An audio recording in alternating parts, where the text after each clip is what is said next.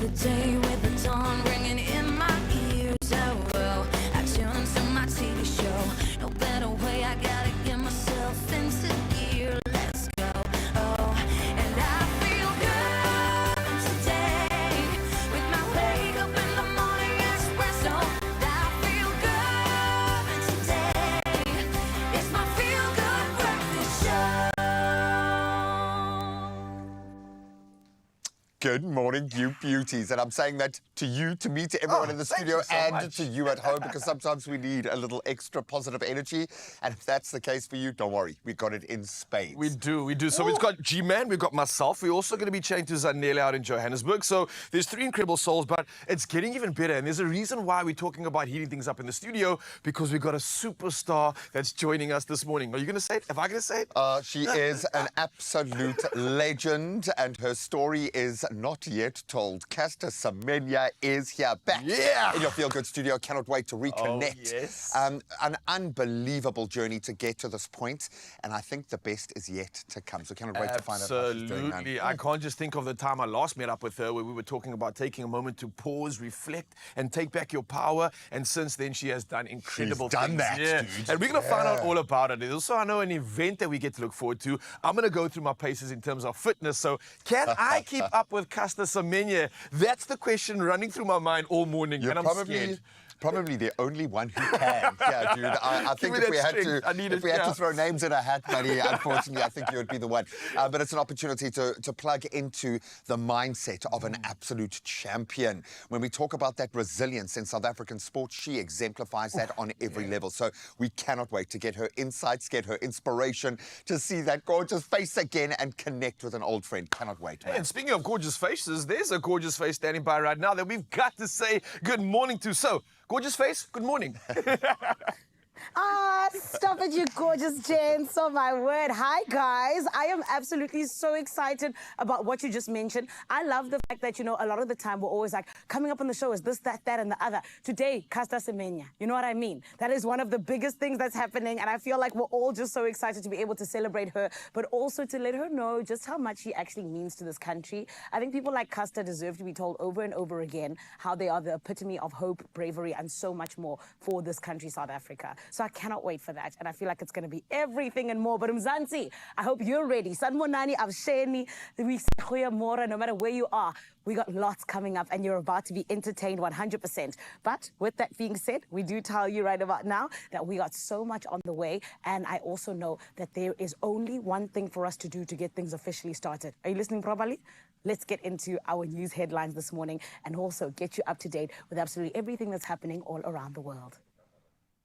Absolutely. Signing in for official duties 3 minutes past the hour. So let's kick it off and start off with national headlines. Now, the South African Social Security Agency is set to introduce a beneficiary biometric enrollment system in all offices nationwide from Monday. Now, August was used to train frontline staff to ensure smooth implementation. And the system aims to detect fraudulent activity, speed up applications, improve efficiency, and strengthen verification processes. Now, infrastructure and tools have been deployed across all offices, with SASSA officials ready to assist elderly beneficiaries. Now, the rollout is expected to modernize grant administration while protecting public resources and enhancing the integrity of the social security structure. Now, next up, the KwaZulu-Natal government has declared the resting place of late Prince Mangosuthu Buthelezi in Ulundi a provincial heritage site. Now, the move honors the founder of the Inkatha Freedom Party, former National Assembly member and traditional Prime Minister of the AmaZulu for over 6 decades. Now, officials highlighted the site's importance in preserving Buthelezi's extensive political and cultural legacy. Now, the Department of Arts and Culture described the heritage recognition as a key measure to ensure future generations remember his contributions to governance, tradition, and the socio-political structure of the province. Well, next up, we move over to international headlines, and starting off in Tanzania, where Tanzania's Electoral Commission has barred the presidential candidate of the second largest opposition party from contesting the October 29 election, leaving President Samia Suluhu Hassan to face only smaller party contenders. Now, Hassan and her running mate were cleared to run after submitting nomination forms. about the exclusion of leading opposition party Chadema, whose chairman has been jailed for alleged treason, and the disqualification of another candidate highlight ongoing concerns about human rights and political freedoms. Now, the government, however, maintains its commitment to upholding democratic processes. Well, next, a California couple has filed a lawsuit against OpenAI, claiming its chatbot, ChatGPT, contributed to their 16-year-old son's suicide. Now, the wrongful death suit, the first of its kind against the company, includes chat logs showing the teenager discussing suicidal thoughts, which the family says were validated by the program. Now, OpenAI acknowledged past system failures in sensitive situations and emphasized directing users to professional help. Now, the lawsuit seeks damages and injunctive relief to prevent similar incidents, raising questions about AI safety, mental health, and the responsibility of technology developers. Now, lastly, in this dose of your news headlines, in Bunal yesterday, about 22,000 gleeful chaos seekers, from costume ketchup bottles to would-be Roman emperors, joined Spain's beloved messy madness of La Tomatina's 80th anniversary. Now, pummeling each other with a whopping 120 tons of specially grown tomatoes, clearly intended for warfare and not lunch, the battle ignited with the slippery Paulo Jabon climb for a dangling ham and erupted into a glorious one-hour red-smeared festival, only to be cleansed by hosing down the participants, some even floating in a shallow river like zesty tomato-soaked maiden. And obviously the hydraulic showers, laughter, and warm Spanish spirit made it the world's quirkiest therapy session. Now, tomaterapia, well, that's with the locals and tourists who bonded forever in tomato-tinged joy. Well, a spectacle nonetheless, and we carry on with more spectacles and maybe some more news in the world of red when it comes to all things sport. Yes, Giovanna with the latest.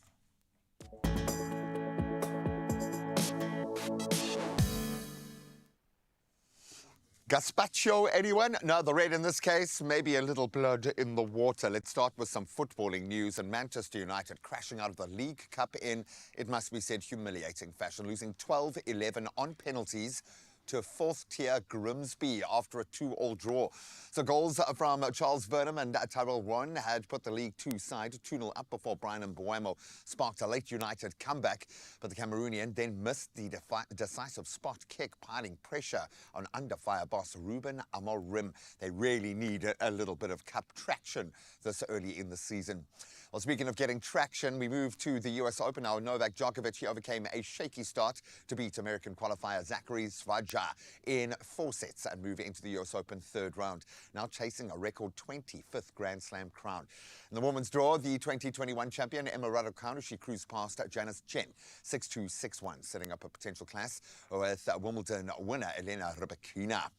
Then on to athletics, a moment in history, and it feels like we're building towards a few more with South African athletics at the moment. But let's focus on Sabelo Dlamini. He has etched his name into South African athletics history and law by clocking 34.34 seconds to win the 300-meter hurdles at the Maribor International Meeting in Slovenia.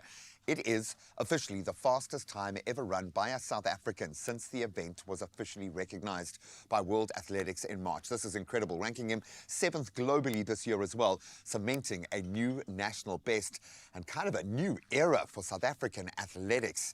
And yeah, just check out the Diamond League this week to fully understand that. Now let's get back into football, bring it back home as Sekhukhune United and Kaizer Chiefs both saw their perfect Betway Premiership records halted midweek. Sekhukhune drawing a 1-1 with a 10-man Amazulu, showed a lot of spirit there, while Chiefs, they were held goalless by Mamelodi Sundowns. Golden Arrows, they stunned Magesi 2-1 with Roberto Dlamini's stoppage time strike, extending their unbeaten run. So the heroes are putting their hands up in South African sports, and of course one of our greatest ever, Caster Semenya, stepping into studio in just a while. So if you've got any questions, if you want to share some love with this incredible human being, you can head over to our socials. But right now, a brand new day, I'm sure some weather warnings to get into.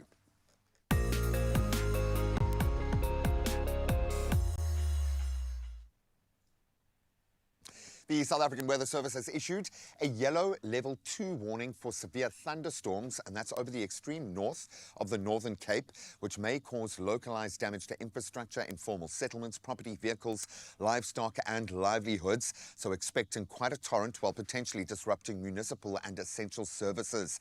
We have been warned. At the same time, extremely high fire danger conditions are expected across the Kai Garib municipality, that's in the Northern Cape, and then the Blouberg and Makado municipalities in Limpopo, now prompting authorities and residents to please exercise caution and take necessary safety measures. And if you need to know what they are, make contact with the authorities in your area, please. All right, enough doom and gloom. I know it's a tough world out there. Let's temper that with a beautiful view. And this one is how Margaret from Mossel Bay wakes up. Oh, that is stunning. I've heard it is one of the most beautiful places in South Africa, and that certainly proves it. Thank you so much, Margaret. You've got 19 degrees Celsius awaiting you as your high today, but it looks like you're well on your way. Please send us your sunrise views. We'd love to see what it looks like when you wake up and you stretch and leave your bed in the morning. 063 036 9649. What does it look like outside in your world? Well, let's get a broad stroke now and find out what it's going to feel like in our world across the country with those temperatures, and then the fun can begin.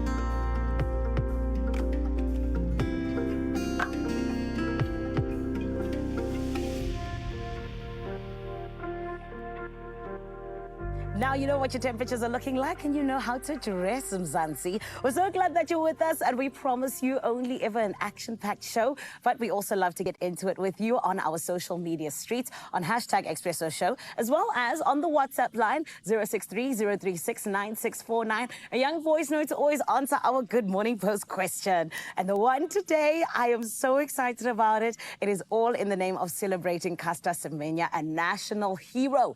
We know just how much Caster has done for athletics in this country, but I think for hope as well. And that is why we want to ask you, in terms of this hero that we're going to be having in studio, friend, if you could ask her anything, what would you ask? Send us that question immediately. For me, I want to know if Caster knows just how much of a hero she is to all of us. That's one thing I want to know. Yes, it's a silly question, but this is just to show you that any question goes. Come on through, hashtag Expresso Show, and of course on the WhatsApp line as well, 063 036 9649. For now, though, what else is coming your way, which is just as explosive? My friends over in Cape TZ Fo Sheezy, my gorgeous gents, what's going to be happening? Sure. I've got to say, I'm starting to feel a little bit of panic now because Women's Month is coming to an end. We've seen how much momentum has been gained by the space created predominantly by other women in South Africa for South African women. And it kind of feels like this window is going to close with Women's Month, and then we're going to lose traction and we're going to stop focusing on these incredible women. So one of the most important narratives, gender-based violence in South Africa, it has to be a gateway that this country goes through together. It's a before and after kind of a thing, and unless we get this right, we are going to be traumatized for centuries. We have to figure this out, and I have a feeling it's a shared responsibility between men in terms of how we respond to this conversation. So as much as I want women to plug into the conversation that we're going to delve into with an amazing panel, men, I think this one is most importantly for us. We'll see you after the break. Only you can make my day.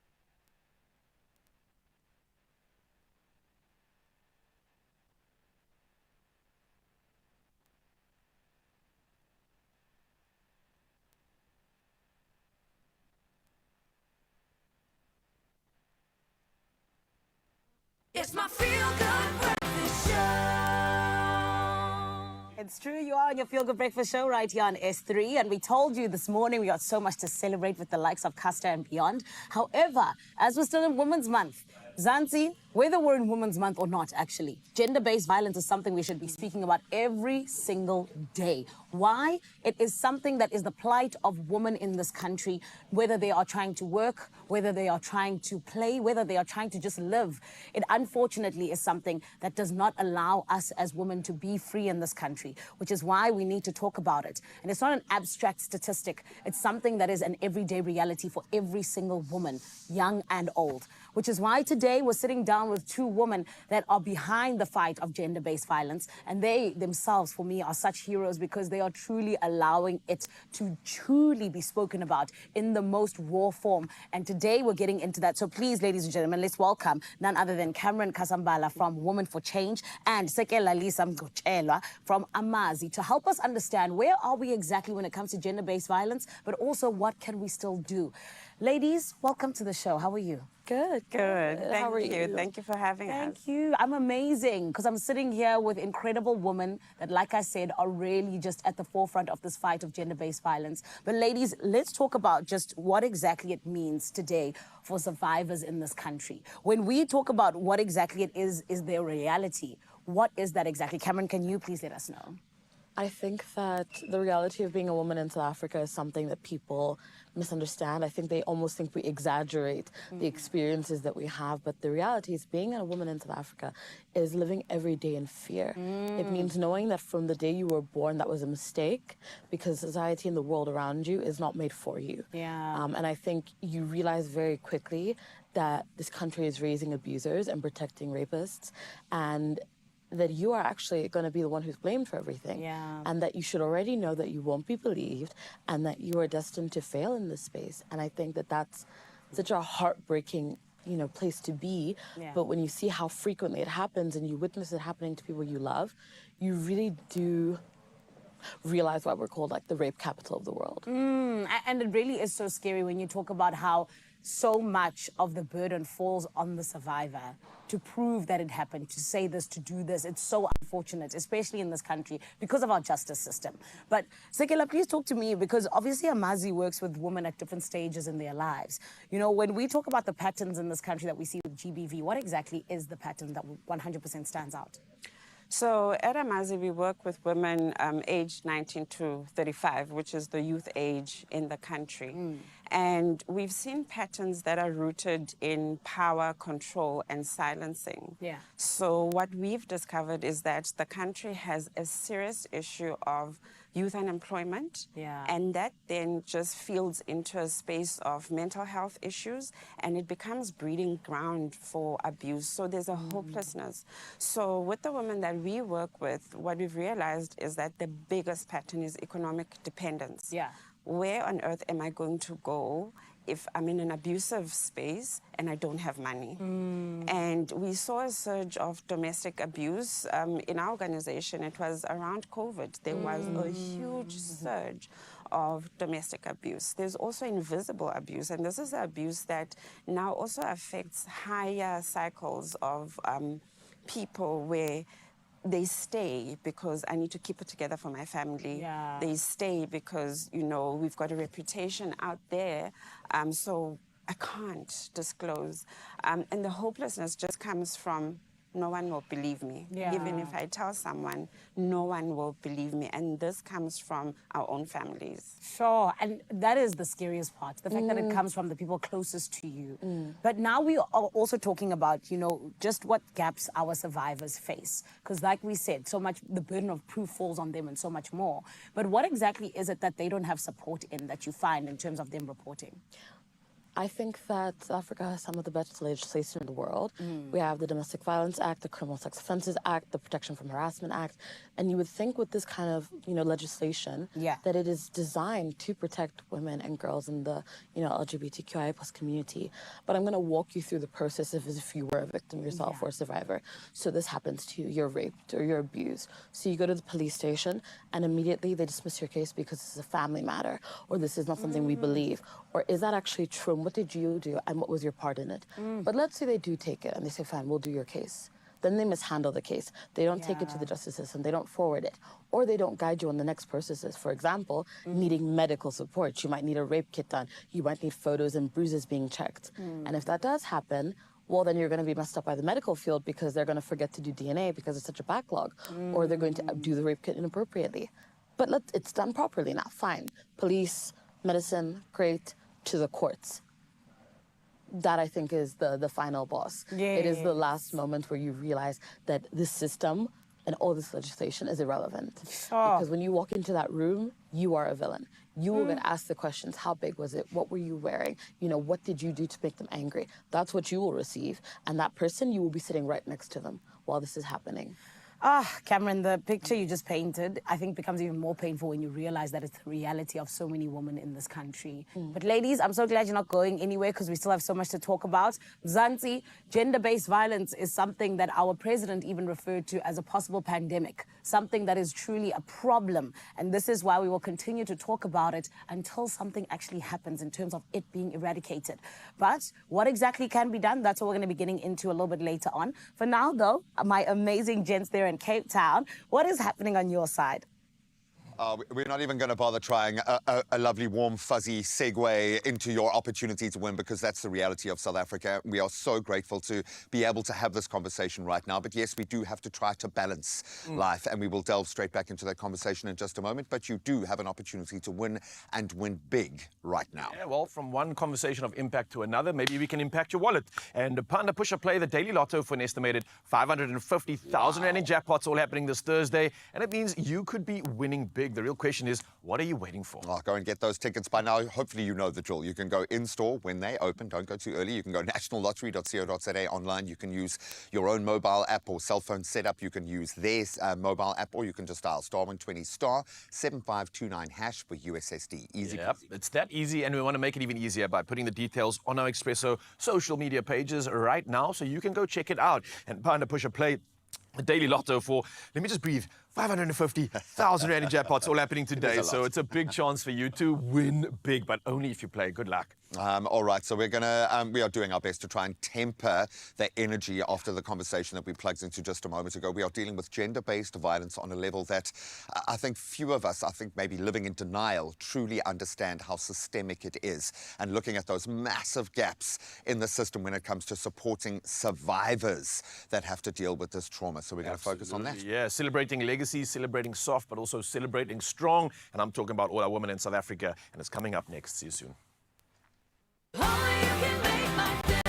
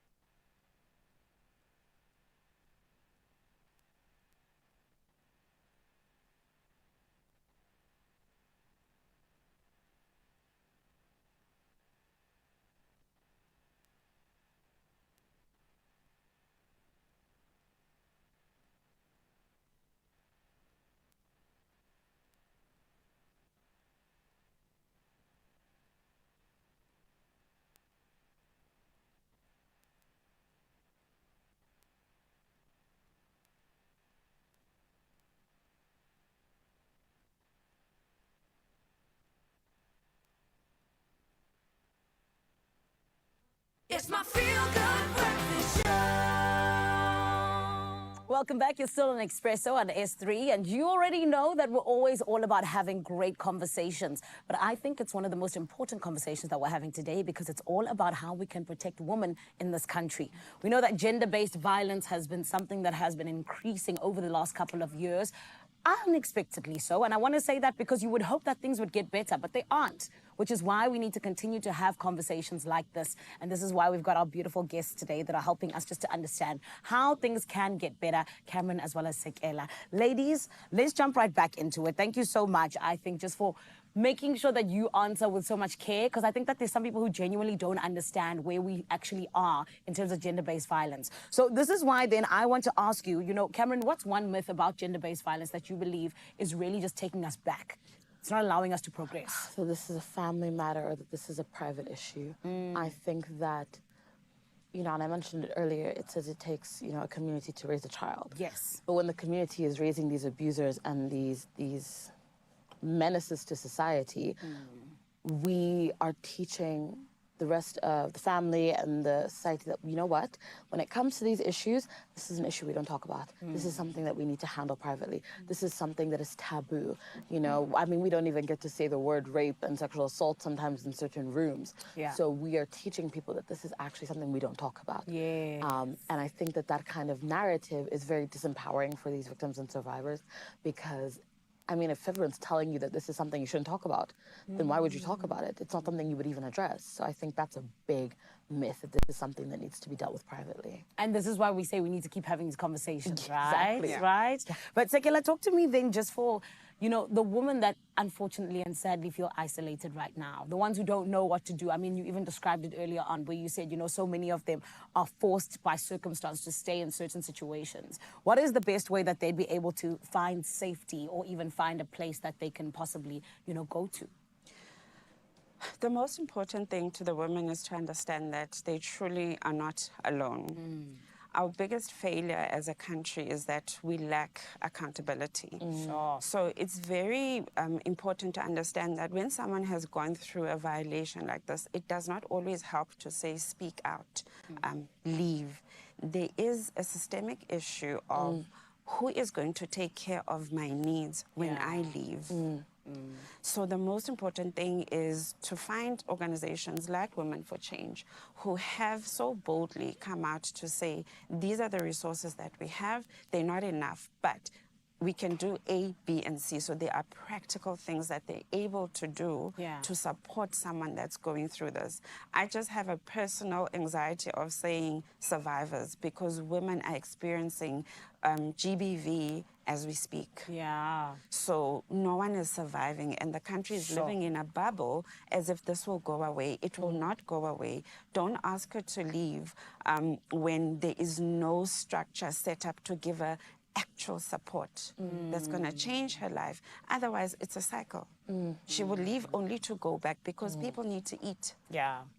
That is such a realistic answer. And sadly, like we said, that's the reality of so many women, right? But now let's go to the cause. Let's go to what it is actually that is allowing men to possibly no longer partake in gender-based violence. For those that do, beyond hashtags and beyond us having the conversations, what is actually the approach to us being able to say to them that's getting men to take responsibility rather even?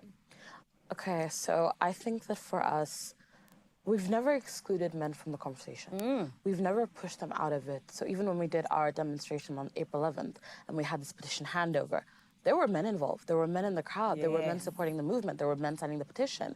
And I think that for us, men are vital to this movement because men listen to other men. That's they true. respect one another and they will engage with one another. So when men are calling out each other and they're saying, why are you doing that? What are you thinking? Like, I don't support this. All of a sudden the conversation shifts a bit. Yeah. Now it's, okay, well, if this other man thinks I'm doing something wrong, maybe I need to challenge myself and wonder what is going on. And then there becomes that almost knock-on effect where, okay, now that I've challenged you, you're going to challenge the next person and the next person. And I think if we exclude men from this conversation, we end up in a situation where they think that this is a woman's issue, and they misunderstand the intention behind these movements and why we're doing it. So I think men have to be part of this conversation. Yes. If we want to see them change without always making them the villains in these conversations as well. 100%. And ladies, can I also just ask, just in terms of, let's say I'm someone who knows someone who's going through, you know, something like this. You would then say, okay, go to a Woman for Change or go to an organization that's really part of that, which is incredible. And I'm so glad we have organizations like you guys. Thank you so much for the great work that you do. And just to end off, you know, particularly I think in just workspaces, you know, or what is the best way that women are able to possibly, I don't know, you know, really come out and be able to even have their companies build better pathways for them to be able to report within companies? So at Amaze, we've always been women-focused.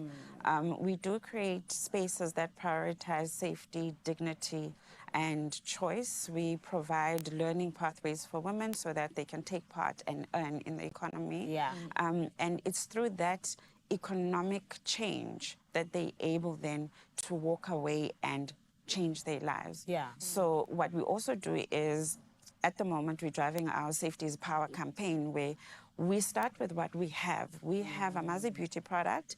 We're selling that product, and we're saying 10 Rand of that is going to support GBV through the Women for Change platform. Yeah. So if you are an employer, sometimes you won't be able to sit and sift through who's a survivor, who's not, but you can collaborate with people that are already doing it, the Amazes, the Women for Change, and many other organizations to then say, with what we have, let's contribute so that we sort of limit the scourge of this pandemic. It is a pandemic. It is a pandemic. I'd love to 100%. add on to what you're saying, if that's okay. Yes, very quickly. Go ahead. I think you've highlighted also something very important, is that this is a very lonely journey in terms of organizations. There's no funding that we get. There's no handouts that we get. And I think we're on the ground doing the work. You know, we're training these women on how to empower themselves. We're protecting these women, sending them to the right kind of people with the money from our own account, you know. And I think a lot of women will agree when they say that we're doing the work the government should have been doing. Sure. You know, we're doing the things that they should be doing. And if they did their jobs, if they implemented this national strategic plan, the change that we would see and the way we could better support these women in whatever sectors and spaces they are would be phenomenal. Incredible. And by that, I mean the work that you guys are doing. There's still so much more work for our government to do. But ladies, thank you so much. We appreciate you guys. And thank you for being heroes in your own right in what you're doing. Thank you. Thank you. Mzansi, the conversation is being had. Do not be left out of it. It is something that is truly the plight of women in this country, where nobody feels safe. It is a terrible thing, and that is why we need to continue to have the conversations, but also why our government also needs to do the work. Now, as Twin Saver launches its revolutionary two-ply tissue featuring 4D aqua bonding technology, we of course here celebrate the strong, talented women working behind the scenes. Now, Larson Leah, Sheikh Officer at Twin Saver, joins us to talk about all things soft and strong, not only in the product, but in the very heart of the brand itself. So welcome, Larson, and thank you so much for being here. Thank you. I absolutely love to see the work that you are doing within your space. Can you tell us a little bit more about your journey at Twin Saver? I'm a Sheikh Officer at Twin Saver, the Bravo site. My responsibility is to ensure that the company is running or is compliant with the safe, health and environmental sustainability, and also the quality side of things. So the quality side is that the product is made according to the customer specifications, and it also meets regulatory requirements as well. Oh, beautiful. That sounds like a lot on your plate. Yes, what happened for you to get to this point? How long have you been part of the company? So I started my working in the personal hygiene space a decade ago, more than a decade ago, 5 years with Twin Saver now. So my passion for implementing systems was a drive for me to end up at Twin Saver. I've been implementing systems in the food industry, in the personal hygiene, and now I'm implementing safety, health, environmental sustainability, and quality. The big focus now is environmental sustainability, and there's also a focus that we are making a product that the customer wants. So, Larson, what does it mean to you to be both strong and soft, professionally, but also maybe at home? So in the professional space, being strong means being assertive and being resilient as well. and also being able to take the toughest decisions all the time.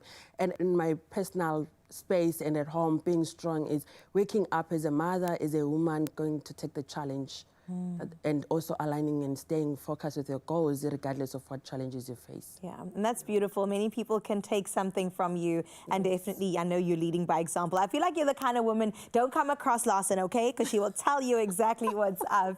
But when it comes to women driving innovation in your space at work, what sort of things are you seeing, maybe positive changes happening in the company? So what stands out now in the company is women have been involved from concept development through trials until they finish the product. So the products that we see in the market now, I'm like, a woman was part of this concept, or this idea, and she was taken serious, and the idea, the company ran with the idea. So that's fantastic for me. I love that. We want more of that, to be represented in every single space. And I know when a woman puts a stamp on something, you know it's done right. Yes, you know what I mean? Yes, and women, we are so detail-oriented, so that makes us stand out in the field. Yeah, and it makes all the difference as well. So what's been the most rewarding part of your journey, seeing as you have been in the space for 10 years and at Twin Saver for 5? So I started my journey in the quality. So I realized there was a stereotype that women are in the quality department and men are in the safety department. So that was limiting, so I had to take the challenge. It was challenging to study and work at the same time, but that has been rewarding because I am now running both functions and I'm excelling, I should say. Yeah, girl, you did that. I did it, And no one can take that away from you. You did that. Yes. I love to see it. Okay, when it comes to the new product launch, I'm very excited about this as well. How does it reflect the values that you have at Twin Saver and that your team has as well? So the one value that we have at Twin Saver is care. Yeah. So the product is curated with care, is made with love. It's for household use. It has a personal touch. And also our department, the main value that we have is customer satisfaction. So that's what this product is going to give. And it comes with all the qualities that the customer is looking for.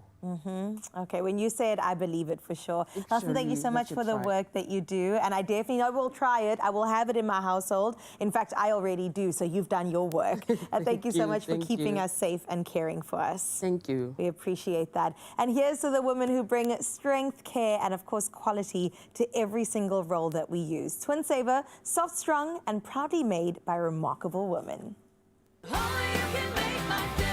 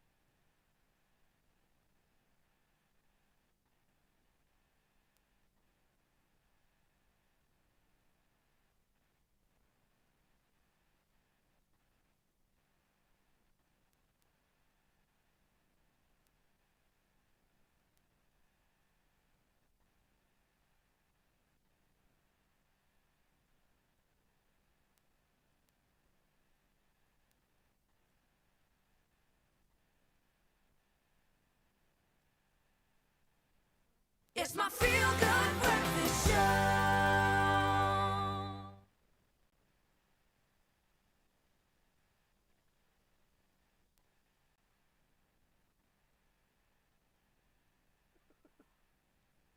All right, welcome back as we step into the kitchen. Why? Because we absolutely love being in the kitchen.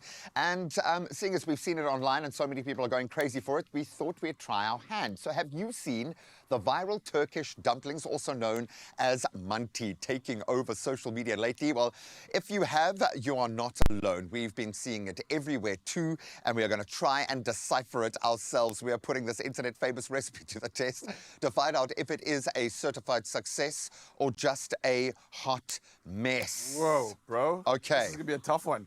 Hey? I think I'm looking for my microplane. I'm going to microplane the garlic. You can just do everything else. But I'm assuming that there's a reference for this one, right? Okay. And I'm hoping that there's a lot going on here because I know we've got lamb in this one. I think it's lamb mince for this. We've got a lot of pastry, a lot of seasoning, and a lot of inspiration. So we're going to need some assistance getting through this one, I think, right? All right, so I'm going to start. I'm going to melt down the butter, and I'm going to start on our saucy components because there's a lot of richness going on. But let's take a little look and see at what has grabbed everyone's attention online. Okay, it looks good. Whoa. Okay, so we mix our ingredients together, a bit of spice, bit of salt, Okay. lots of herbaceousness. Okay. Here's your butter, bro. We chop up our butter, more butter. That's like pastry, actually. Sorry. Ah, this is starting to make sense. They do, albeit make it look incredibly easy, but I think we can do it. So we got some pot stickers going on. Okay, So we can do some in there. Is this probably was that like the basting? What was that? So we've got a sauce, we've got dipping sauces. We're gonna Okay. boil first. Then we're gonna take them out. Add our delicious sauce. Oh, we got this. I think it makes sense. So you working on like a jus and a condiment on the top. So you got like two things that you. So we're going to right? toss this in our sauce, and this we're going to add at the end. It looks absolutely beautiful. And then I'm on the kind of lamb, or let's call it meat duties, with a lot of those like balls that were made up. And then we got the pastry here too. And we'll both give the pastries a go. I think I have a feeling that's going to be all quite right. So tricky, this is crazy. G-Man and I have not been prepared on this one, so we thought we'd challenge ourselves and really see if we can put this one together. So I'm going to start with the spices right now going in here, and it looks like we've got a nice sort of a mix of all spices. This is something that you probably could get creative with, salt and pepper as well, especially if you have your own perfect spice to go with it. But I think this allspice mix is just the one for us, and that's why Jimin and I are using it. So you can find this recipe, I'm sure, online. Always, we have a QR code to scan with more inspiration for recipes, but we're going blind on this one and trying it out for ourselves. Well, that's the idea, and I think the joy of learning to cook on TikTok or on the gram is that you get a bite-sized kind of take that you can run with yourself. Yes. Okay, so I'm making our beautiful, delicious, I'm going to call it a tossing sauce that we're going to toss our dumplings through. That's looking great. Like that. So I'm on the like sort of pastry popping duty over here. So the way I saw that video, you take a little dollop. Is that not prepared meat in the corner there? I don't want to be... Yes, this is prepared meat. So obviously you can do it either way. But if you were to prepare the meat beforehand in the pan, yes, good catch there, G-Man. You're going to pop this a little dollop into our pastry over here, like you saw. See, now, my temperament generally means I overload and then they burst. No one's going to complain about that, but ideally you want to get that perfect chubby dumplings, okay? That's exactly it. So, like you can see over here, this is going to be known as Ryle's chubby dumplings. Chubby dumpling time. I love the pattern that was created there. It was almost like a bonbon gift. So I'm going to just package this up the way I saw it. Beautiful, corner to corner. Right here, corner to corner. Give it a little pinch over there. Then I think that is okay. And then just dip your fingers in the water just there. To get that kind of glue stickiness on the edges, just to make sure that, like G-Man says, we don't have some of the insides popping out and have a busted up bonbon. Okay, now we're going to need something to pop these guys into our... Hey, I must just say the technique on using water to bind the pastry really does come through, especially if you've got a lot of filling in your sort of like a parcel that you're creating. Whoa.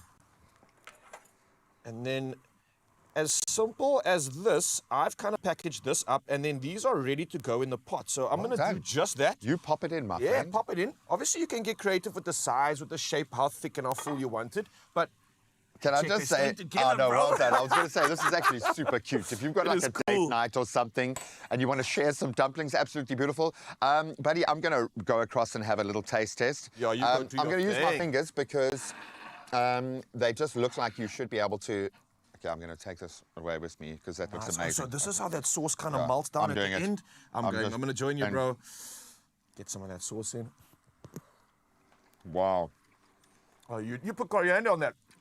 I've got to have a coriander. Oh, but that is good. A little bit of heat. Absolutely beautiful. Viral. Bro, I think it is a... You can sign off. it's a success. It's a much massive success, bro. And it's fun to make as well. Oh man, and a little chili flake heat there just for some added value. Absolutely beautiful. You can scan the QR code and cook along. In fact, if yours look better than ours, we want to see proof. So yum, man. Yum, yum, Big yum. success. Yeah, dubs. Oh, good. Ah, my goodness. Look at the gents cooking up a storm in Cape Teasy, Sheezy. I love it. We're also cooking up a storm here in Johannesburg. What do I mean? It is the 30 years of Winnie Khumalo that is about to come at you, Mzansi. Today we get to sit down with an absolute queen. And of course, she is the youngest daughter of the late Winnie Khumalo. I'm talking about Turi Tabile. And she is someone who's making waves in the music industry and has been absolutely killing it. And this is why we're so excited to celebrate it today, but also to celebrate 30 years of her mom. Everyone, let's give her a feel-good welcome. It's Ritabile. My gorgeous girl, how are you? Yeah, feeling Johnny. Right, Nkosi. Good. You were saying you're wearing your mom's jacket. Yes, the whole outfit. The is whole my mom's. outfit. Are you serious? Fashion icon. You know how to we another do. fashion icon know. that she gave birth to. You know.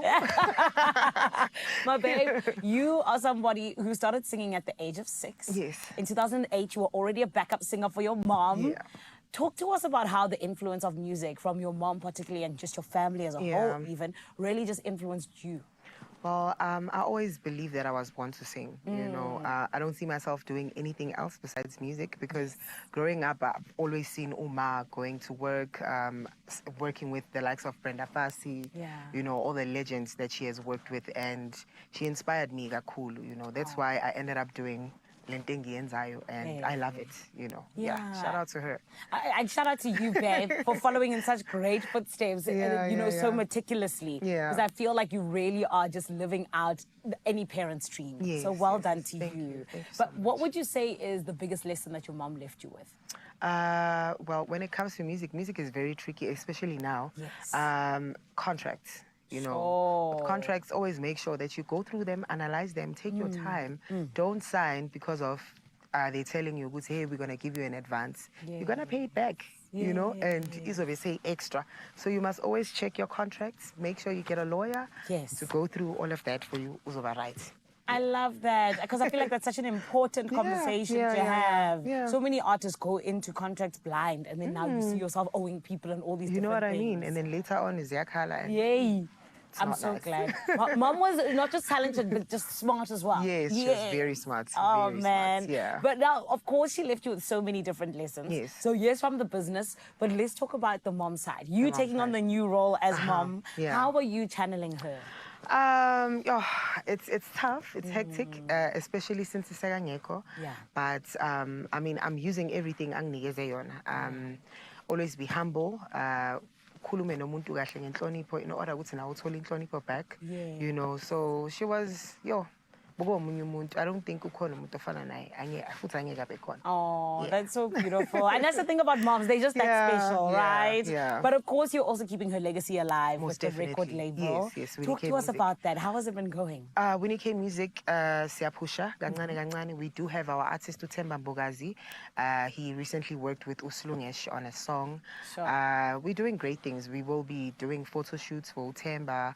I'm also going to be pushing me as well. I will be dropping a new album dedicated to my mother, of course. That's beautiful. You know, so yeah, kancane kancane.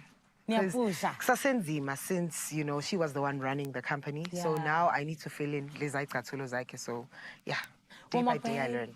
You're already doing a great job. Just by you stepping up and saying, I'm going to do it, Yes. you're already just executing, which we love. Thank you. But even the 30 years of Winnie Khumalo, I think that is a huge direction of you just saying, you're doing that. Yeah. Talk to us about it. What do we need to know and how 30 excited years. can we be? 30 years of Winnie Khumalo is one big event engizobe ngiqala ukusebenza kuyo, you know. Sithando. So there's a lot of legends that are on the lineup. We've got DJ Spoo, we've got DJ Zinhle. Wow. Baningi, the list nje is endless. Yeah. Kuzoba mnandi. Kahle kahle we targeting abantu abadala because I mean umama bokumuntu omdala, you know. So yeah, injalo. I can't wait. Kahle kahle. Ngizoba stage. I love that you said you're targeting Amanda Badala, Yes, you know, yes, the yes. older crowd. Yeah. That time, Winnie Mom Winnie Yes. is a hero to me, Yes. even because of just the great music that she used to drop. man. So I love that you're saying that, but we're all going to be pulling up, young and old. As okay? can. As can, yeah. Love that. Yeah. Babe, congratulations on everything. Please, when you drop the album, we want all of the details. here. Exclusive ngizoza ningizwe That's futhi. right. Babe, congratulations on it. And we you. cannot wait for a Thank little you bit so much. later. Yeah. Thank you. Zanzi, we are celebrating the beautiful Ritabile as we help her also celebrate 30 years of Winnie Khumalo, a legend, a woman of just great music, but also you're even hearing now of love as well as just being so smart and really embodying what it means to be a true South African woman. Right about now, you need to make sure you do not go anywhere because we're going to take a short break. But when we come back, we still got so much more. Only you can make my day.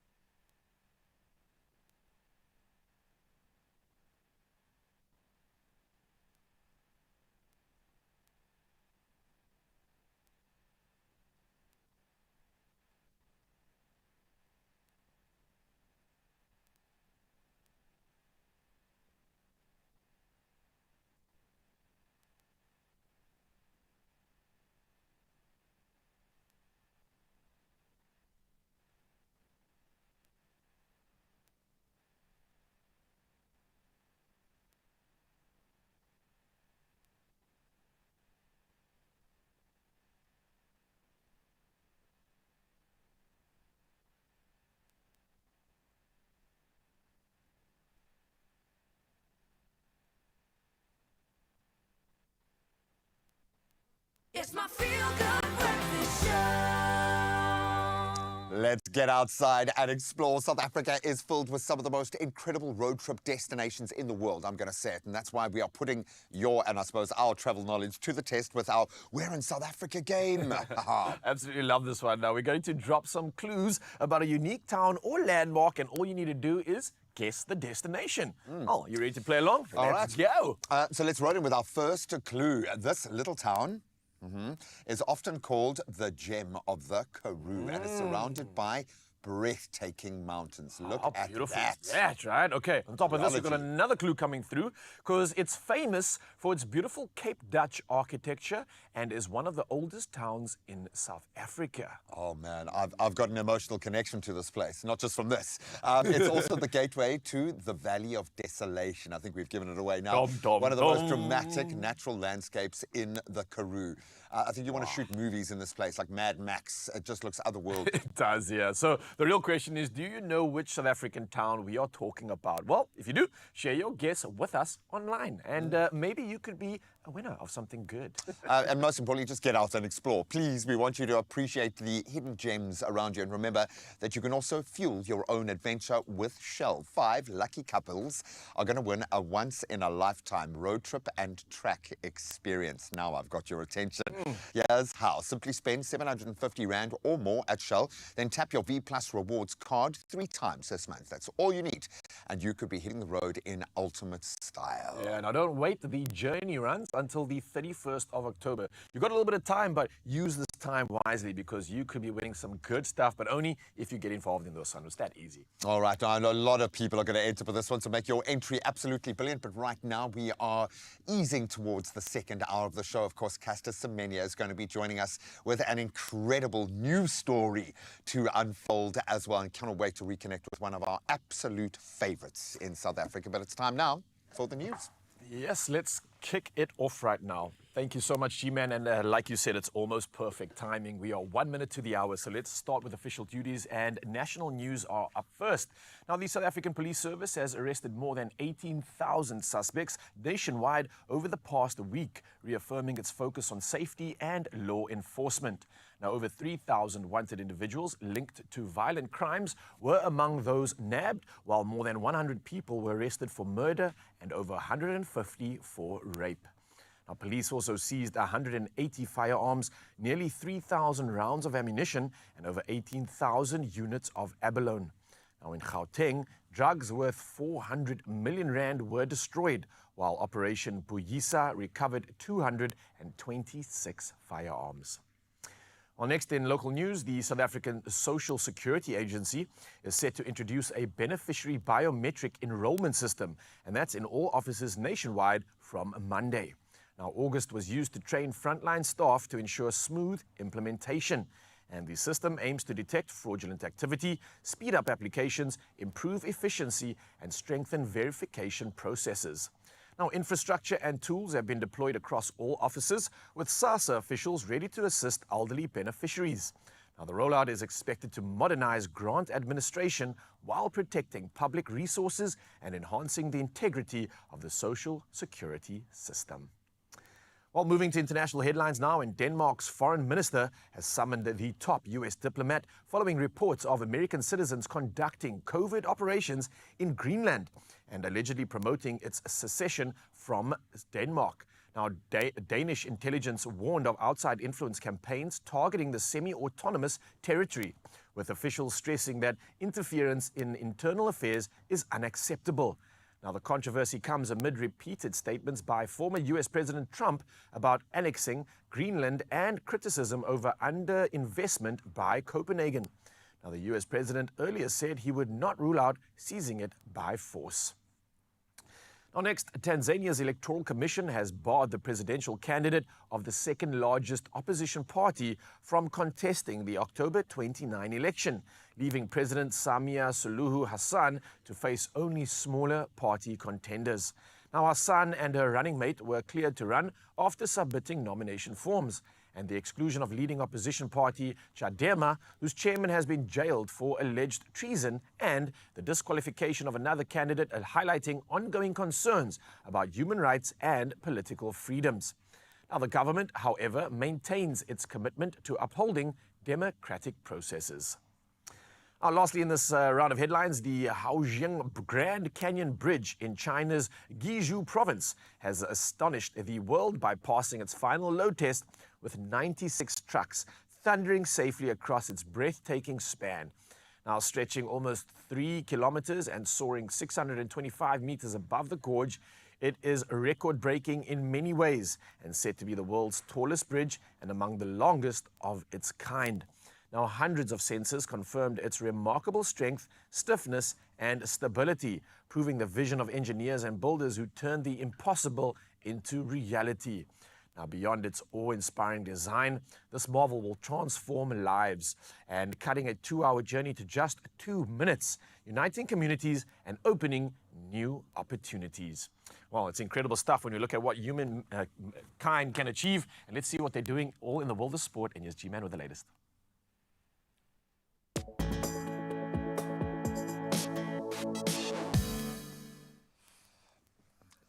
Why? Because Grimsby. Let's start there with an insane story to kick us off as we delve into footballing news. Manchester United crashed out of the League Cup in, it must be said, humiliating fashion last night, losing 12-11 on penalties to fourth-tier Grimsby. Yes, they aren't just a fictional club, and they certainly proved it last night after that 2-2 draw. So goals from Charles Burnham and Tyrell Warren had put the League Two side 2-0 up before Brian Mbuemo then sparked a late United comeback. But then the Cameroonian missed the decisive spot kick, piling even more pressure on under-fire boss Ruben Amorim. It's going to be a tough season, I think, at the helm. Now let's get back to the year's last Grand Slam, and Novak Djokovic overcame a pretty shaky start to beat American qualifier Zachary Svaja in 4 sets and move into the US Open third round, now chasing an incredible 25th Grand Slam crown. Yes, it will be a record. In the women's draw, the 2021 champion Emma Raducanu, she cruised past Janice Chen 6-2, 6-1, now setting up a potential clash with Wimbledon winner Elena Rybakina.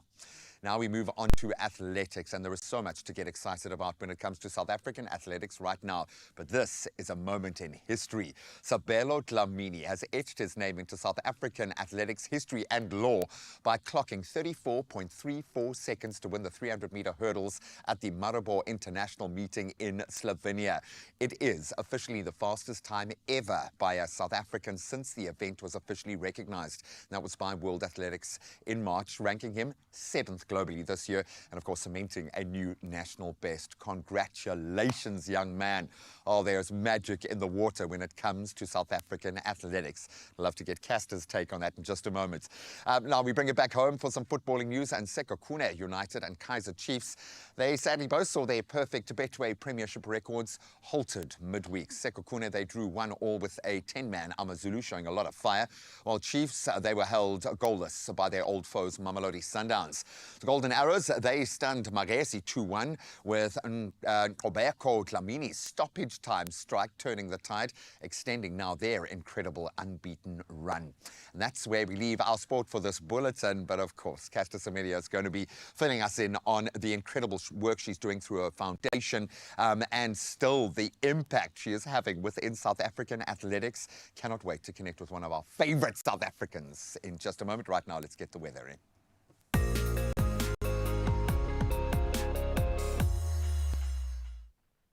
Thank you so much, G-Man. And before we even dive into weather, I think many of you heading out on the roads. It's about that time in the morning. So let's see how we can assist you. We're going to start in Durban, KZN.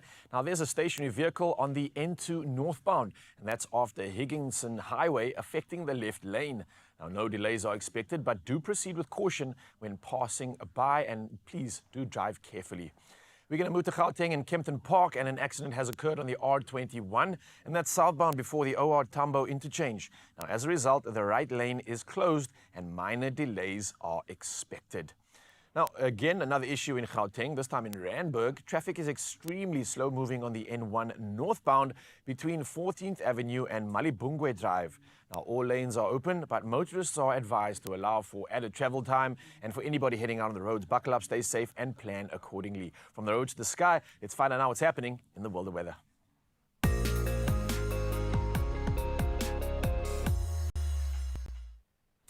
And once again, from the world of weather, the South African Weather Service has issued a yellow level 2 warning for severe thunderstorms over the extreme north of the Northern Cape, which may cause localized damage to infrastructure, informal settlements, property, vehicles, livestock, and livelihoods, while potentially disrupting municipal and essential services. Now, at the same time, extremely high fire danger conditions are expected across the Khai Garib municipality in the Northern Cape and the Blouberg and Makadu municipalities in Limpopo. prompting authorities and residents to exercise caution and take necessary safety measures. Well, once again, our mood gets elevated because it's our Sunrise View of the Hour edition, and Chloe has come through with the banger all the way from Somerset West. And look at this shot before the sun even appears. You've got a little bit of that pre-burn, a promise of a beautiful, magnificent glow, an incredible day, and that is what is guaranteed for this one. So, Chloe, you can get 20 degrees of weather in your side of town. And for the rest of you, Mzansi, keep sharing those incredible sunrise views. The number's 063 036 9649. No matter where you are in the country or the world, we'd absolutely love to see it. For now, though, here's another chance to see what temperatures you can expect on your side of town.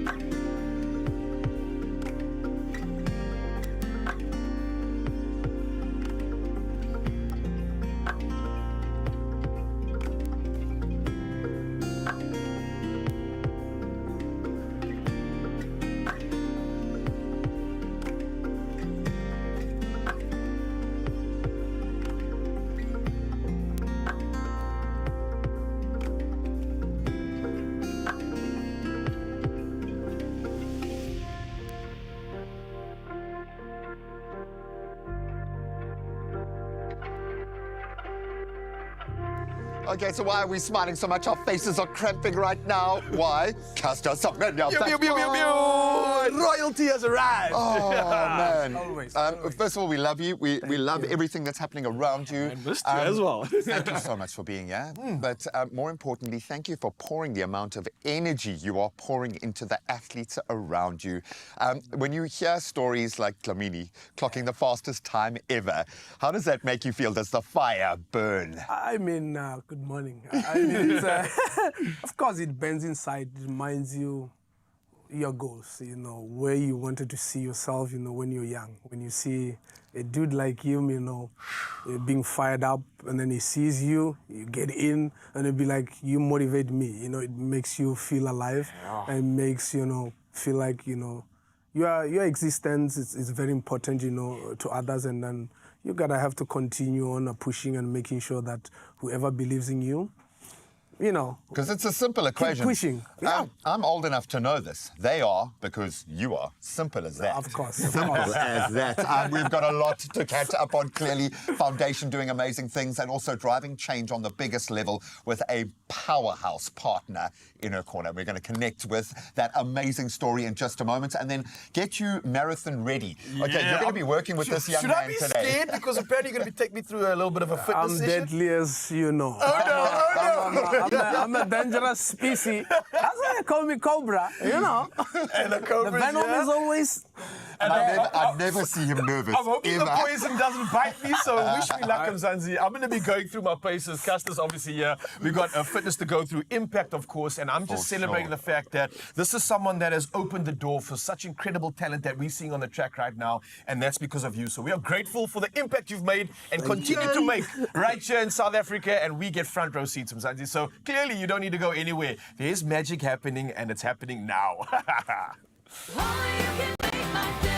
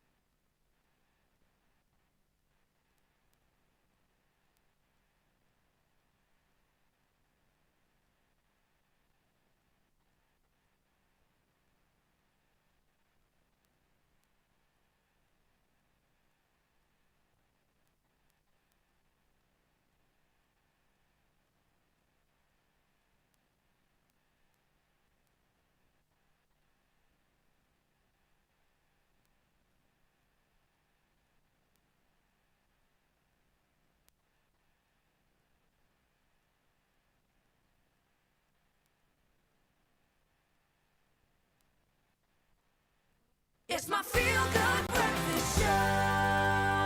Welcome back, you beauties, to the most impassioned show today, and with good reason. She is a multiple gold medalist and record-breaking superstar. But beyond the track, Caster Semenya is changing lives, and on levels. Through her foundation, she combines sport and education to empower youth and uplift drastically underserved communities in this country by helping young people discover their athletic talent and unlock their full potential. She is now quite literally shaping the next generation of champions, one stride at a time. And joining her today is Shari Chokwe, Group Executive of Corporate Affairs and Sustainability at Sanlam, an organization that are proving they are committed to real impact. And together, oh, there is magic happening here. They're going to explore how Caster has supported Sanlam's Everyday Series champions and the Champions for Change initiative. But can we, I'm going to say not the last time today, have a round of applause, please, for, I wish we had like a studio audience of about 100 people here.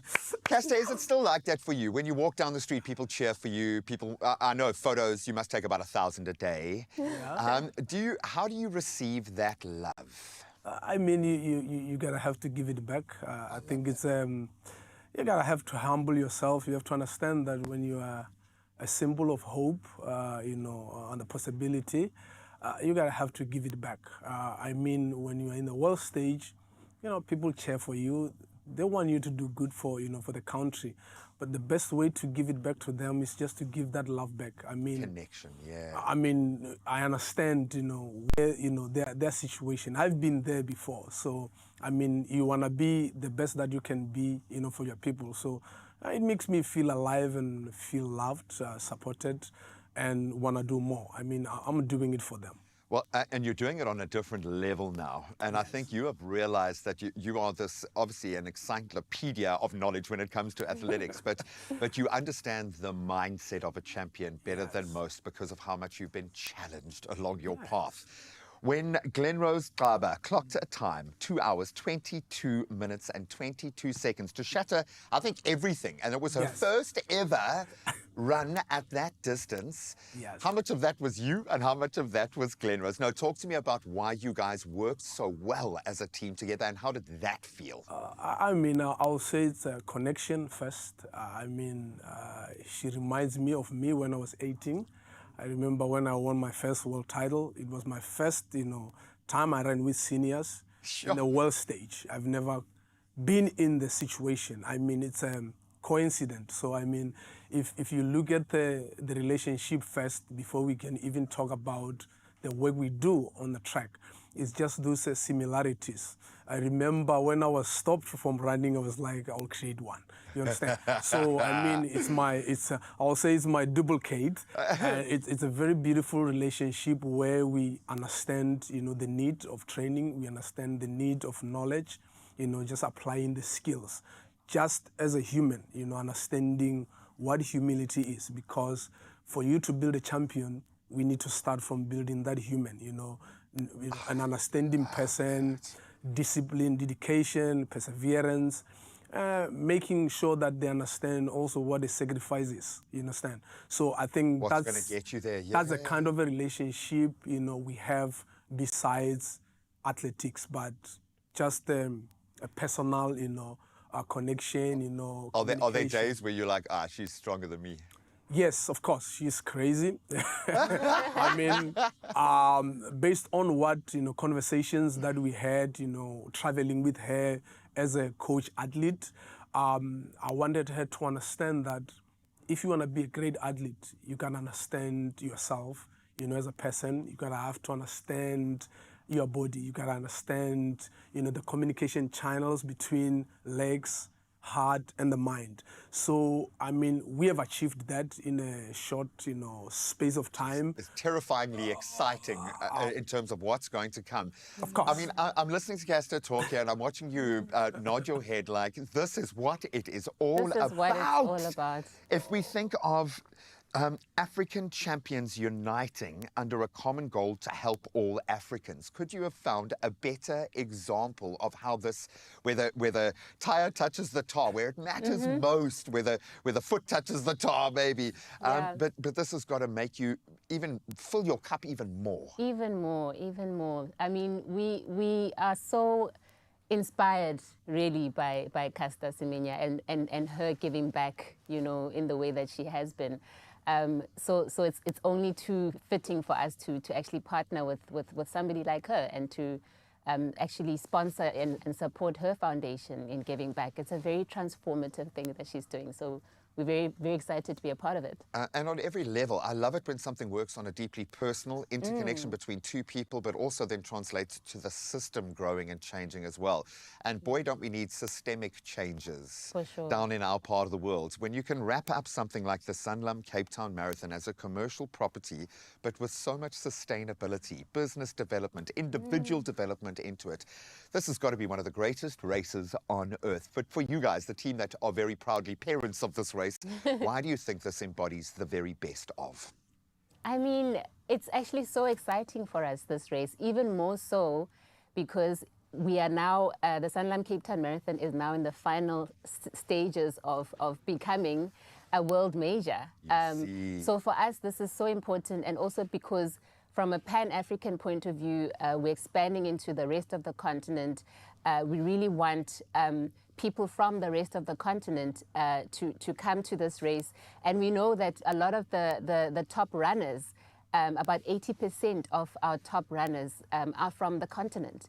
And so for them to come to South Africa and showcase their talent on home soil in a race that's going to be, or in a marathon that's going to be potentially in, you know, a world major. Let's call it the African major, and it must become the African major. Yeah, it's a really big deal for us. And of course, for athletes to know that you've got the Glen Roses of the world running those sorts of times. If you're going to go out and prove yourself against the best, you want to prove yourself against the best. How attractive is it having a race like this with superstars coming out when you want to fish for international athletes to come to South Africa? How exciting would it be, this prospect of the Sanlam Cape Town Marathon? I mean, I like the fact that she mentioned about, you know, being, you know, the major, you know, Africa. Of course, you know, we as Africans, we're the best in long and middle distance. So, I mean, it should be the hub. It has been, you know, the idea that we have, you know, races like this, you know, in our African soil to make sure that we need to prove to the world that, you know, we as Africans, you know, we can still, you know, sanction, you know, events like this for our own people, because it's in the best interest, you know, of Africans, you know, to come and perform, you know, in the African soil. So, I mean, that's beautifully done, and I'm loving it, and I can't wait to see what we are about to unfold, you know, in the next edition. Is Glen Rose going to win it again? I don't know, but it's between her and the coach. They need to decide. I mean, it's not in my place. My place is to prepare them, you know, mentally, you know, emotionally, and make sure that... just say yes, Caster. Just say yes. I can't answer. It's not my job. It's not in my description. If we were talking about a race that you were about to run in, I would have gotten only one answer. Just very, very quickly, if people want to connect, they want to support what you're doing on the ground level, how do we connect with you? You know what's nice about this marathon is that anyone can run for a cause. And so we are supporting 3 causes as Sanlam. We're supporting the Caster Semenya Foundation, we're supporting the Cancer Association of South Africa, and the Worldwide Fund for Nature, South Africa. So please, anybody can either go on the website to actually support those particular foundations, or they can, especially runners, they can actually also go and go to, I think it's giveandgain.com. To show which cause they're running for, and really just rally people around to support those causes that they're running. And if you're not running, get out there and support, yo. It makes a very, very big difference. Thank you so much. Thank you for everything that you're doing on every level. Caster's not going anywhere because she still has to train Ryle this morning. I'm also really keen to delve into what her foundation is getting up to, because it sounds like there are levels to this game, and she gets it more than most. And if you are feeling inspired by Shadi or Caster and the incredible stories of these runners here's your chance to kickstart your own health and financial journey. So Sanlam is giving one lucky Expresso viewer a Satrix investment account loaded with 5,000 Rand. Okay, now I've got your attention. To enter, watch the Champions for Change and the Everyday Champions series on Facebook or Instagram and answer the question in the comments. Please don't forget to use the qualifying hashtag African Champions Unite to qualify for that draw. We're going to look for it. And of course, you can find all the T's and C's at expressoshow.com. So stay tuned. A little bit later, as we said, Castor is going to show us how to fuel and move like a true African champion, a world beater. We'll see you now.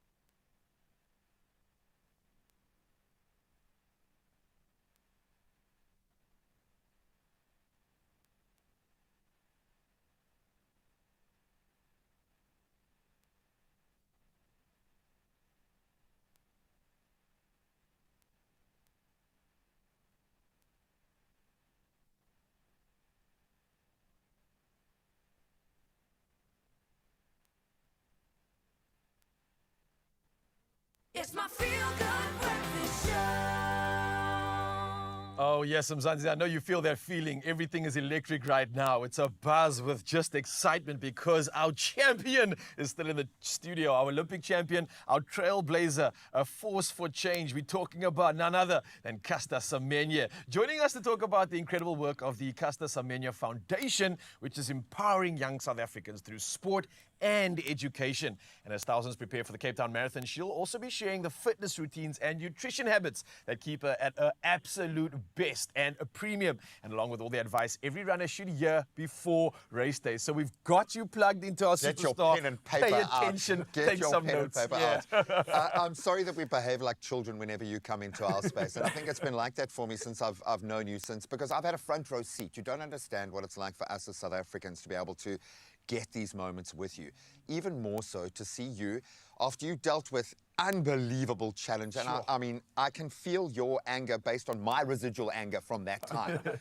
But instead, you turned that into pouring energy out into other athletes. And the results speak for themselves, yes. But the foundation is something altogether. What was the motivation to start the Caster Semenya Foundation?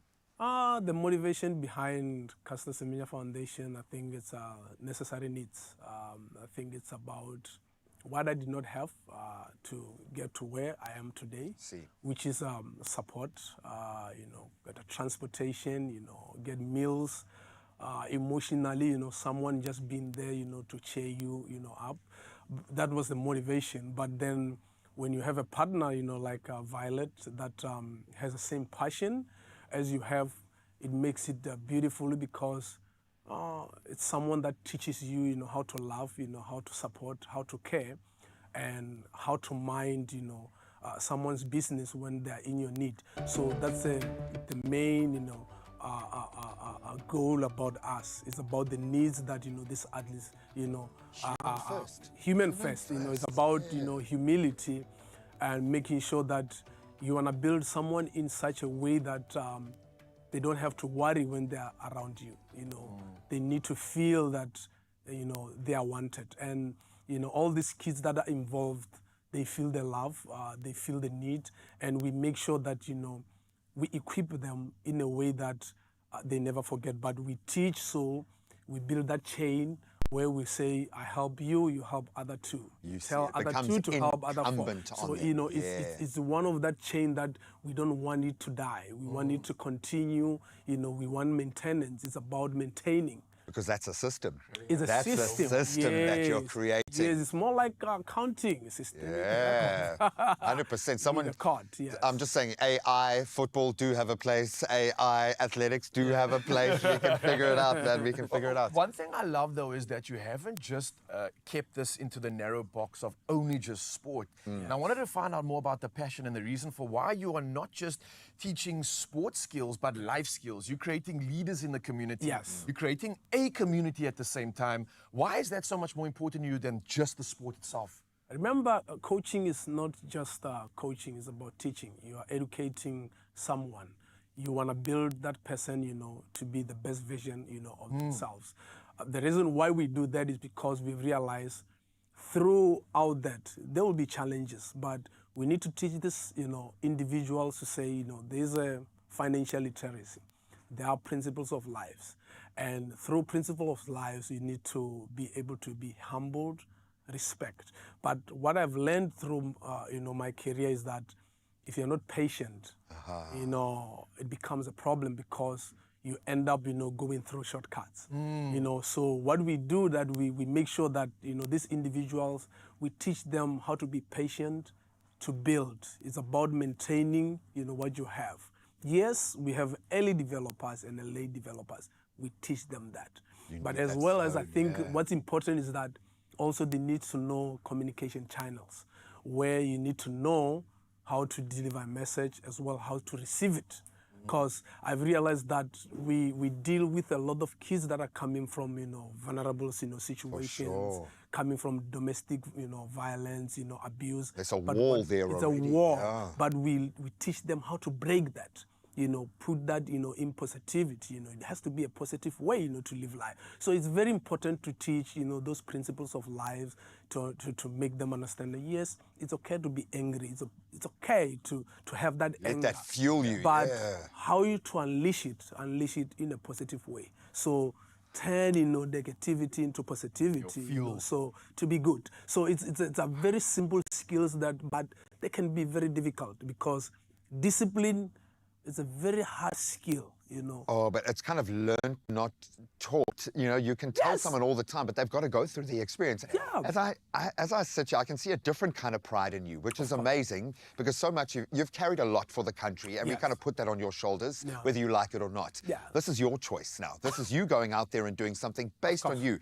What makes you most happy or proud? Is it discovering that athlete through the program? Is it that young girl finding her inner strength? What gives you the most validation from the foundation work? What gives me a right validation, it will be, you know, when I walk on the street, I identify talent, and when I identify that, you know, becomes a success. Because we don't just say that, our motto says we turn dreams into success, you understand? I like that. We don't just say it, we do it, you understand? Until. You dream it, and then we do it. So, I mean, I'm fulfilled because as I speak, I'm talking, you know, changing, you know, over 200, you know, lives as I speak. And then we go into the nationals next week. I have about 80 athletes nationwide that are representing, you know, the brand. So, I mean, those are the things that I think as an individual you want to see. It's not about the mass, you know, about giving them T-shirts, but it's about fulfillment. But also education plays a vital role because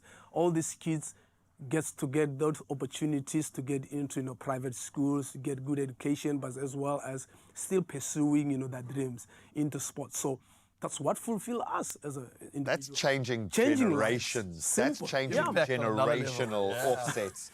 Oh man, can he join the Castor Army?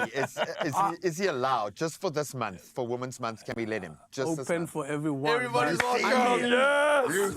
As long as you are disciplined, because of it's not as much as you say army. You know, you gotta have to understand that, you know, principles that we follow, you know, is about discipline, dedication. You know, it's about understanding, what you're doing, because I don't want to come on on the fields and then I have to push you like a wheelbarrow. I hope you're listening, my friend. This was personal advice for you because you're about to train with Castor.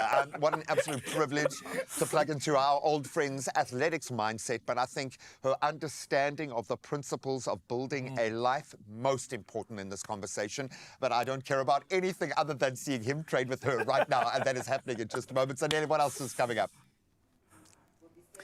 Coming up, my friends, is me being more jealous of what's happening in Cape Town, okay? You guys are having so much fun. And hi, Castor. Listen, I am loving what is happening on that side, but it's okay. Our ABSA family is here to make up for the fact that, you know what, we're getting the vibes via the television, because we are going to be getting into how, in fact, financial inclusion does allow for social and economic mobility when it comes to women.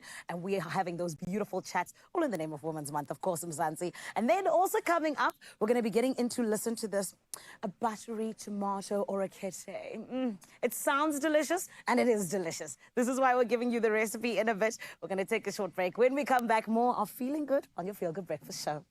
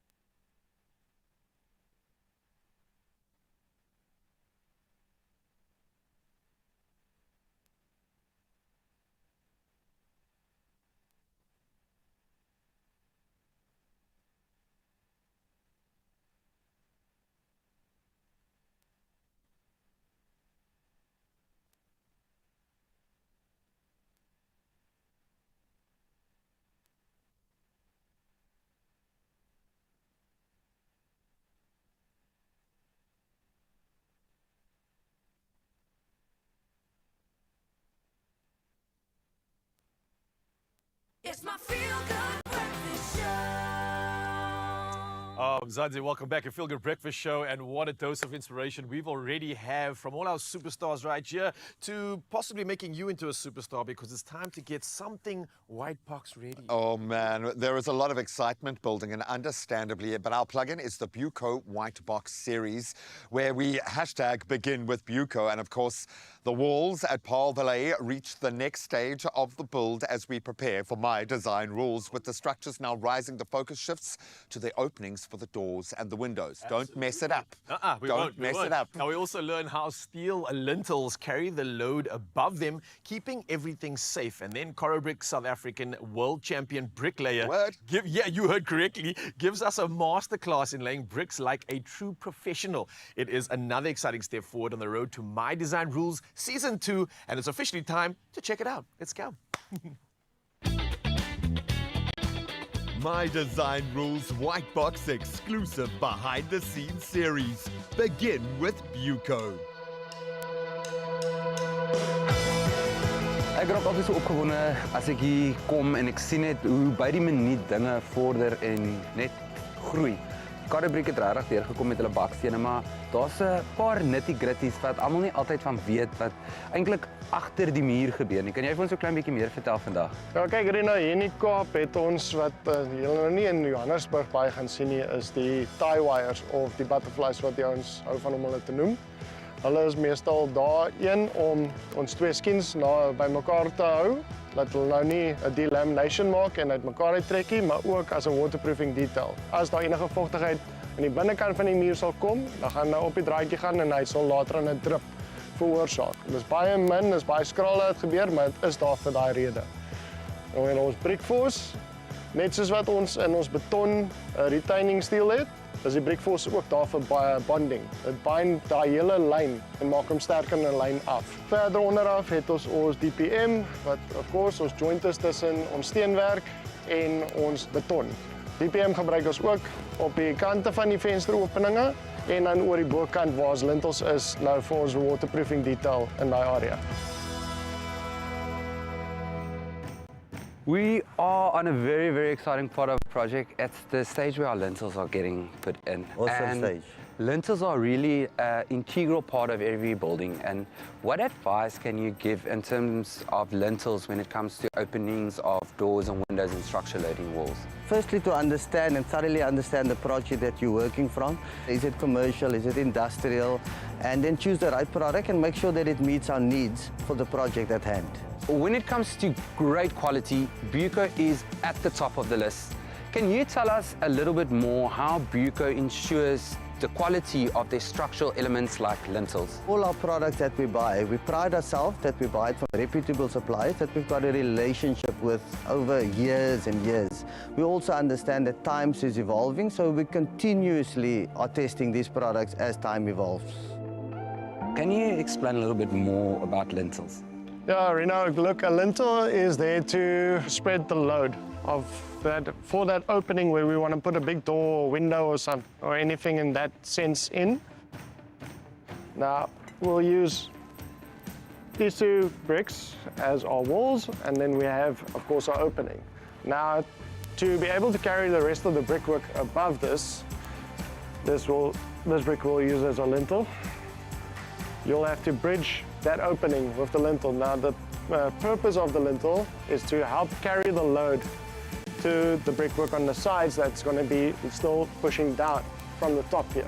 Your lintels come from the supplier normally. They all it's engineered lintel, so it's designed to carry the load. Luckily, Buco has made it easy for us to supply us with the right lengths. And with AfriSam giving us the proper strength of cement for right through the brickwork, it just makes the life a lot easier. What is important here when you are building is a vanilla brick. It's white. You must make sure that you keep your brick as clean as possible. You do not touch the brick with mortar. So when you are laying your brick, make sure that the pep joint is kept clean, your bed joint is clean, your mortar doesn't march on the brick. Coral Brick does not only manufacture and sell bricks, but we've got a training component that we offer to industry. My bricklaying journey started at a very early and young age. I didn't go to high school, but I went to a special school, a school of skills. And then I went to college. I enrolled at TVET College, continued the bricklaying journey. And there I got an opportunity to compete in a competition. It is an international competition. It's like the Olympics for skills. At Coral Brick, we offer different programs. We've got learnership. We also offer short skills programs. We've got a 2-week course. We've got a 4-week course. We've got a 12-week course. And we're still looking at doing apprenticeships as well. Rashid, When it comes to choosing the correct lentils, it is a really daunting thing for a lot of people and also for a lot of builders. Can you give a little bit of advice to new homeowners and to builders when it comes to choosing the correct lentils for your project? It can be a daunting task. However, I want to make you understand that everything begins with Buco. Come into our expertly trained staff. We obviously got the basics, the 75 by 90, 7500 or the 75 150. But what stands out is the fact that we can custom make the lentils to suit your needs. So if in doubt and you don't see it on the shelves, make it turn at our experts. We'll custom make it for you. And if we don't have it, we will get it for you. So for those special projects where you can't find a specific size lentil, Buco can get you lentils custom made. At Buco, customer centricity is one of our most important values. We still believe people buy from people. And at the end of the day, customer centricity is on the top of our list, and we want to give service beyond customer expectation.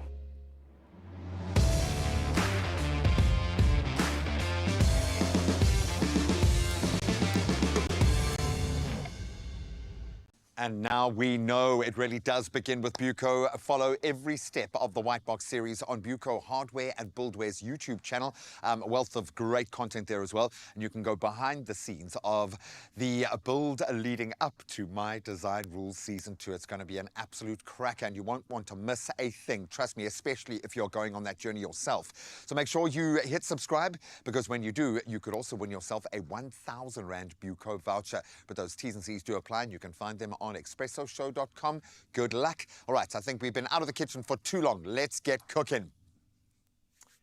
I will ask and thou shalt receive. And I think especially after everything that's happening on our Feel Good Breakfast show, we have built ourselves up an appetite. And I also need energy ahead of my session that I'm going to have with Casa Semenya a little bit later. Wish me luck. But for now, though, we're joined by another incredible woman, another superstar. We are talking about Kanya. And before we even talk about her, we're going to talk about this recipe, because few things are as comforting as a bowl of silky pasta wrapped in a rich velvety sauce. And that's what's on the menu. And today, of course, Kanya Mzongwana is here with a buttery tomato orecchiette that takes the humble tomato sauce to the next level, baby. And we're going to be blending ripe, fresh tomatoes with herbs, a touch of sweetness, and plenty of butter for a luxurious finish. Kanya, you've come at the perfect time. How are you doing? I'm good. I'm hungry. I know, me too. We've been doing so much already. We worked up an appetite, and I love this sort of Italian inspiration that you're serving this morning. I'm absolutely here for it. Have you been, by the way, Italy? Not yet. It's got to be on your bucket list. It's on my bucket so list. So instead, what we can just do is head over to Woolworths, because it's like pretty much the same thing, I believe. They've got Italian inspiration coming in all sorts, right? Yes, 100%. 100%. So what are we making with this recipe today? What was the inspiration behind showing this one off? Okay, so I kind of like grew up eating ipisto, which is like our tomato relish, yes, you know, yes. South Africa's tomato relish. And my mom used to always cook it with butter, and it was just different. There was just something so rich and comforting about it. And that's what I'm trying to showcase in this particular sauce. I love that. Okay, yes. Let's get it going. So where do we start with? Because I went down and picked some of the freshest tomatoes that I could from my garden. Now, I'm only lying. I bought these from Woolworths, but you can't probably tell the difference because they look that good. Do you need any more?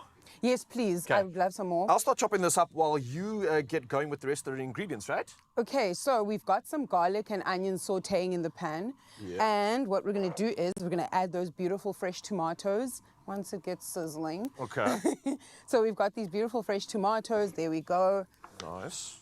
And you got to wait till the onions are nice and soft and start to caramelize and get really fragrant. Okay. And then we're going to add our tomatoes. And this needs to cook down for a little bit, guys. Like, it needs to cook down for a good 10 minutes or so. And this is what I really want to get into. The real secret about perfecting this, I think, is like perfecting this sort of tomato relish or whatever we would call it, a jus or a brie, because I want to get it rich. I want to get it to be bold. And sometimes working with tomatoes, there's a lot of science behind it in order to get it right. So how would you recommend that we perfect this? Are there any tips that you could share? You know, I love to say low and slow. Ooh, okay. You know? Yeah. Low and slow. Like you can do a quick tomato sauce, but really getting that richness and the flavor to develop. You gotta just really give it some time, you know. But the one we're making today is quite quick and convenient. And The only real heavy lifting you've got is exactly what you're doing right now. We can pop those in And here. I'm not even lifting heavy, man. I'm using one of these knife sets over here, and it's absolutely incredible to see how flawlessly it just works. It glides through everything. That is beautiful. specifically a tomato knife. Isn't that fancy? Is that the reason for the shape and stuff? Is that, Yes. I'm just wondering, like, why is this so easy? I've never worked a tomato like this. It's a Tramontina. I believe. Yes. Tramontina, made in Brazil. But I believe everything that we're looking at right now, you can actually find at Woolworths. So if you want to get 100%. your preparation game on and level that up too, then, well, you know where to go as well. It's not just tomatoes, it's the full-on Italian inspiration. So these are looking quite good, right? Oh yeah, they're looking great. They're starting to soften up really nicely, but we want them to completely disintegrate. So that's going to take some time. It's like a mushiness, right? Is that what you're going for? A mushiness, but then we're going to pop it into the blender as well. We got a lovely Nutri-Bullet over there. So what I'm going to do now is pop in the bouquet garni. So that's just a beautiful bunch of herbs. It's like a bunch of flowers, you know. But you've made herbs into a bouquet. Is that to celebrate this meal? Is that what you did there? There's always time for a celebration, but the bouquet garni imparts like a really beautiful, rich herby flavor to this. And just before you finish cooking the sauce, you got to just fish it out. Okay. And it's going to give you a really round, beautiful, herby taste. I'm noticing it looks like oregano, there's like sage there. We've got some sage, we've got some rosemary, we've got thyme. Ooh, thyme, But okay. oregano would have been a good one to add too. Yeah, it definitely would, but I'm not complaining about this trio that you put together. That's going to be delicious. And I mean, even with this alone, this is the base for so much more. In terms of Italian, there's a lot that you could add to this. There's a lot that you could do and mix up with this. So loving it, but we're going to keep going on. All right, so what's up next? Okay, up next, I really love this tomato paste. I love the way it looks. It's just so beautifully packaged, and it is like a concentrated version of what we're doing right now. So I'm going to add about 100 grams of that. And this is like, you need to keep this moment for your guests. This is really authentic looking, like it showcasing is. like a bit of like an Italian infusion there as well. I love And it. it is authentic in the way that it is just tomatoes, you know? Okay, nothing else really, just the essentials, just the good stuff. Just the good stuff, Beautiful. only the good stuff. So we're going to mix that in. For me, tomato paste is a bit of a cheat, you know? It gets your tomato sauce nice and thick and rich. Okay, that makes sense. Yeah, so a little hack. It's a cute little hack, right? So what I like to do, and this is unpopular opinion incoming, I love to add a tiny bit of sugar to my tomato sauce. Naughty. They say you shouldn't, and that the tomatoes have their own sweetness about it. That's not false, but you know, when I make ipisto, I always add tomatoes because that sweetness is the appeal. And it's a common thing because obviously everyone's always confused as to whether tomatoes are fruit or vegetable because fruits have a lot of sugar and the veg not so much. Boy. So no one knows the answer to this one. What do you think? Tomatoes are technically a fruit, but I don't want to have that conversation with you because we're getting along so well, you know. Let's not open up that can right now. But listen, Exactly. let's carry on with this meal because I know Mzansi's waiting to find out how we do the next steps. And maybe I know we probably don't have time to put this entire thing together, but we can at least talk through a couple of the steps. Once we've finished with putting this together, you're obviously adding the sugar in for that extra little bit of sweetness. We're being naughty. I'm not even going to add all of it, just a little bit. Oh, that's like and a then little obviously no reason not to season. Uh-huh. So we got to remember our seasoning and just keep checking our seasoning as we go along because as it thickens and as it cooks down, you know, the seasoning kind of changes and you have to make sure that we're still on track.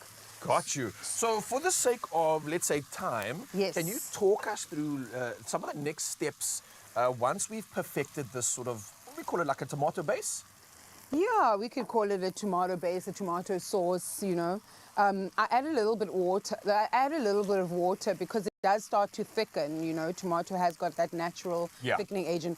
But what it also has naturally is MSG, which is just like a flavor bomb. Yeah. It is a flavor bomb. So you're finding like chips and things and all that stuff. I didn't know that. Interesting. Some chips, but not Woolies chips.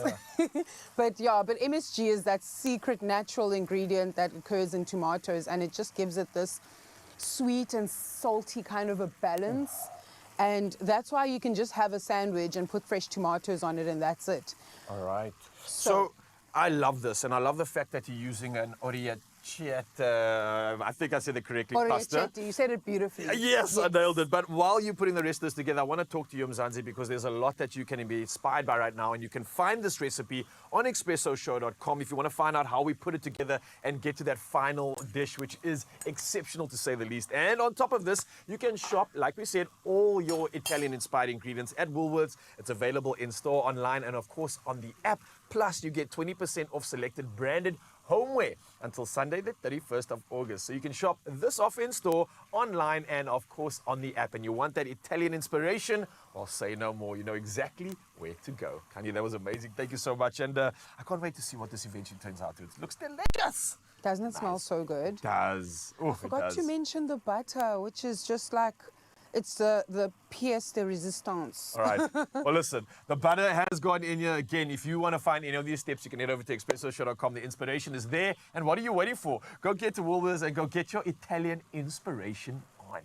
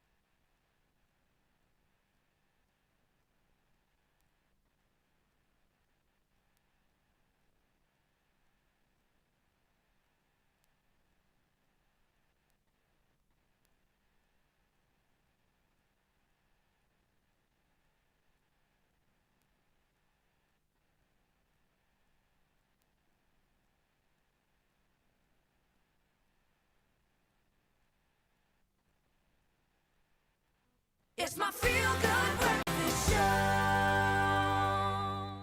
Welcome back. Hope you've been loving the show. I feel so privileged to have had 5 minutes with Caster Semenya this morning to catch up with her incredible journey over the last couple of years. And don't worry, she is sticking around. She's going to put Ryle through his paces in just a moment. But I thought, let me send some good karma back your way because it's time to Panda Push or play your daily lotto.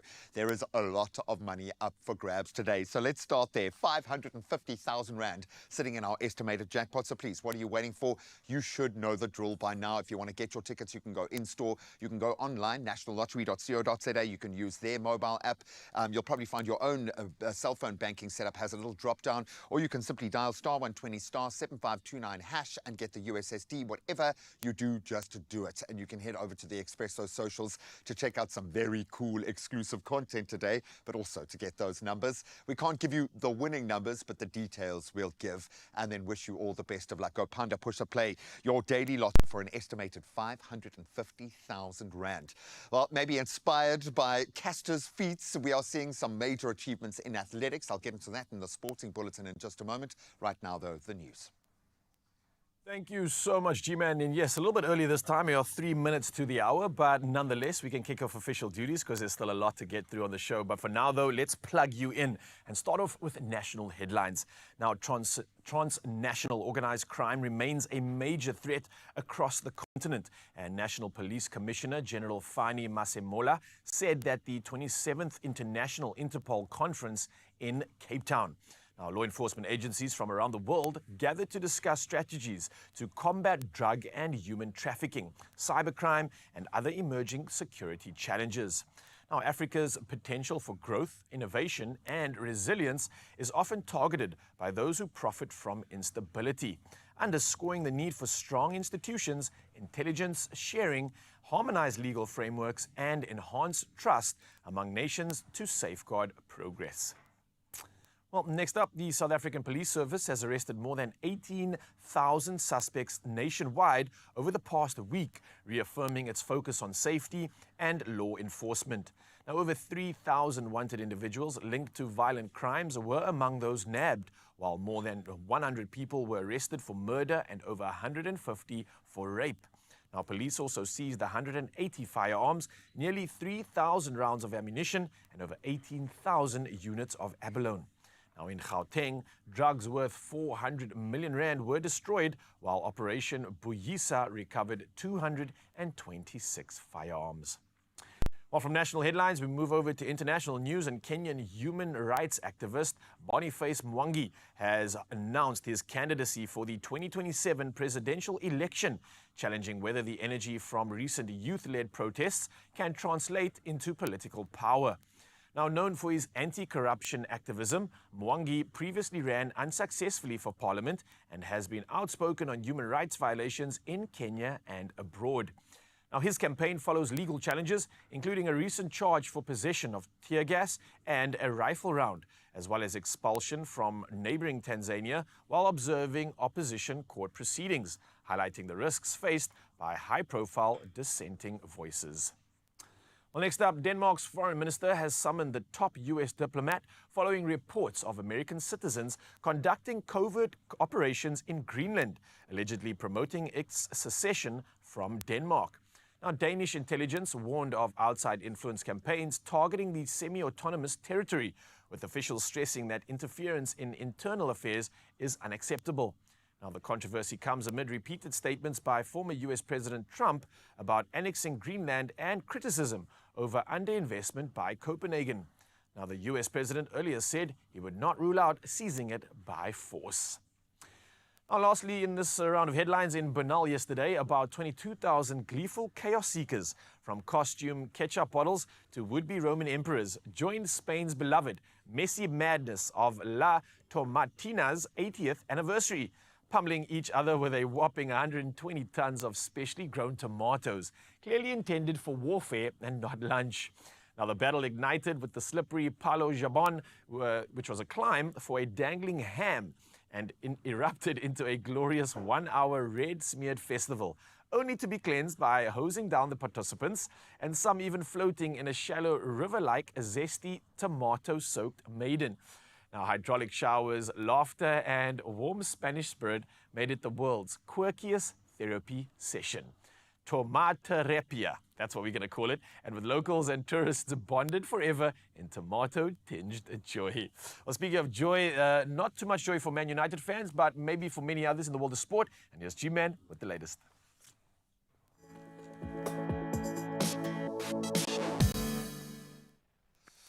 Look, I've never been to Grimsby, but I'm assuming it's pumping this morning. Manchester United crashed out of the League Cup in humiliating fashion by their standards, certainly losing 12-11 on penalties to fourth-tier team Grimsby after their 2-2 draw. So goals from Charles Vernam and Tyrell Warren had put the League Two side 2-0 up. That was before Brian Mbeumo sparked a late United comeback. But then that was tempered by the Cameroonian missing the decisive spot kick, piling even more pressure on the very much under fire boss Ruben Amorim. I think the clock is ticking again. Now, of course, we enter into the year's final Grand Slam, and the stars are aligning. Novak Djokovic overcame a shaky start to beat American qualifier Zachary Sfadja in 4 sets to move into the US Open third round, now chasing a record incredible 25th Grand Slam crown. Amazing. Then in the women's draw, looking great as well, the 2021 champion Emma Raducanu. She cruised past Janice Chen 6-2, 6-1, setting up a mouth-watering potential clash with Wimbledon winner Elena Rybakina. Now let's get excited about athletics, even more excited about athletics, and this one's for Castor specifically. Sabelo Dlamini has etched his name into South African athletics history, and I think lore, by clocking 34.34 seconds to win the 300-meter hurdles at the Maribor International Meeting in Slovenia.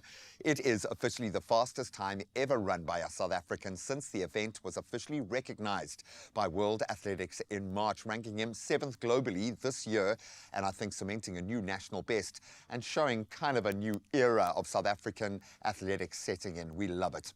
Now let's round off with some footy news. Not the best for Sekhukhune United and Kaizer Chiefs. Both saw their perfect Betway Premiership records halted midweek.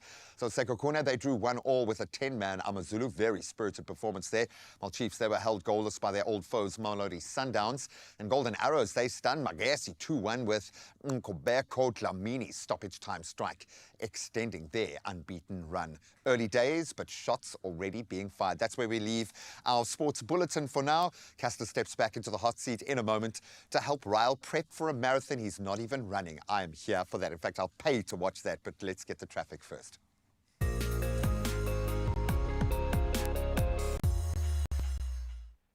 Well, if you're out in the traffic this morning, you might find me running away from Castor because I'm scared for this one. But for now, though, we're going to keep you at bay and hope that we can help you with the roads. And we're going to start in Johannesburg in Gauteng. Now, roadworks are currently underway on the N12 westbound, and that's before Klip River Drive. Now, the left shoulder lane is affected, so please exercise extra caution when passing by. Now, it looks like Milnerton's up next on the congestion list, and that's in Cape Town. Heavy congestion is being experienced along the N7 North Ramp, and that's towards Bosmansdam Road. So motorists can definitely expect minor delays. And I think this morning, wherever you are headed, stay safe, buckle up, and plan your routes accordingly. And for one last time, let's dive into the world of weather and see what you can expect on your side of town.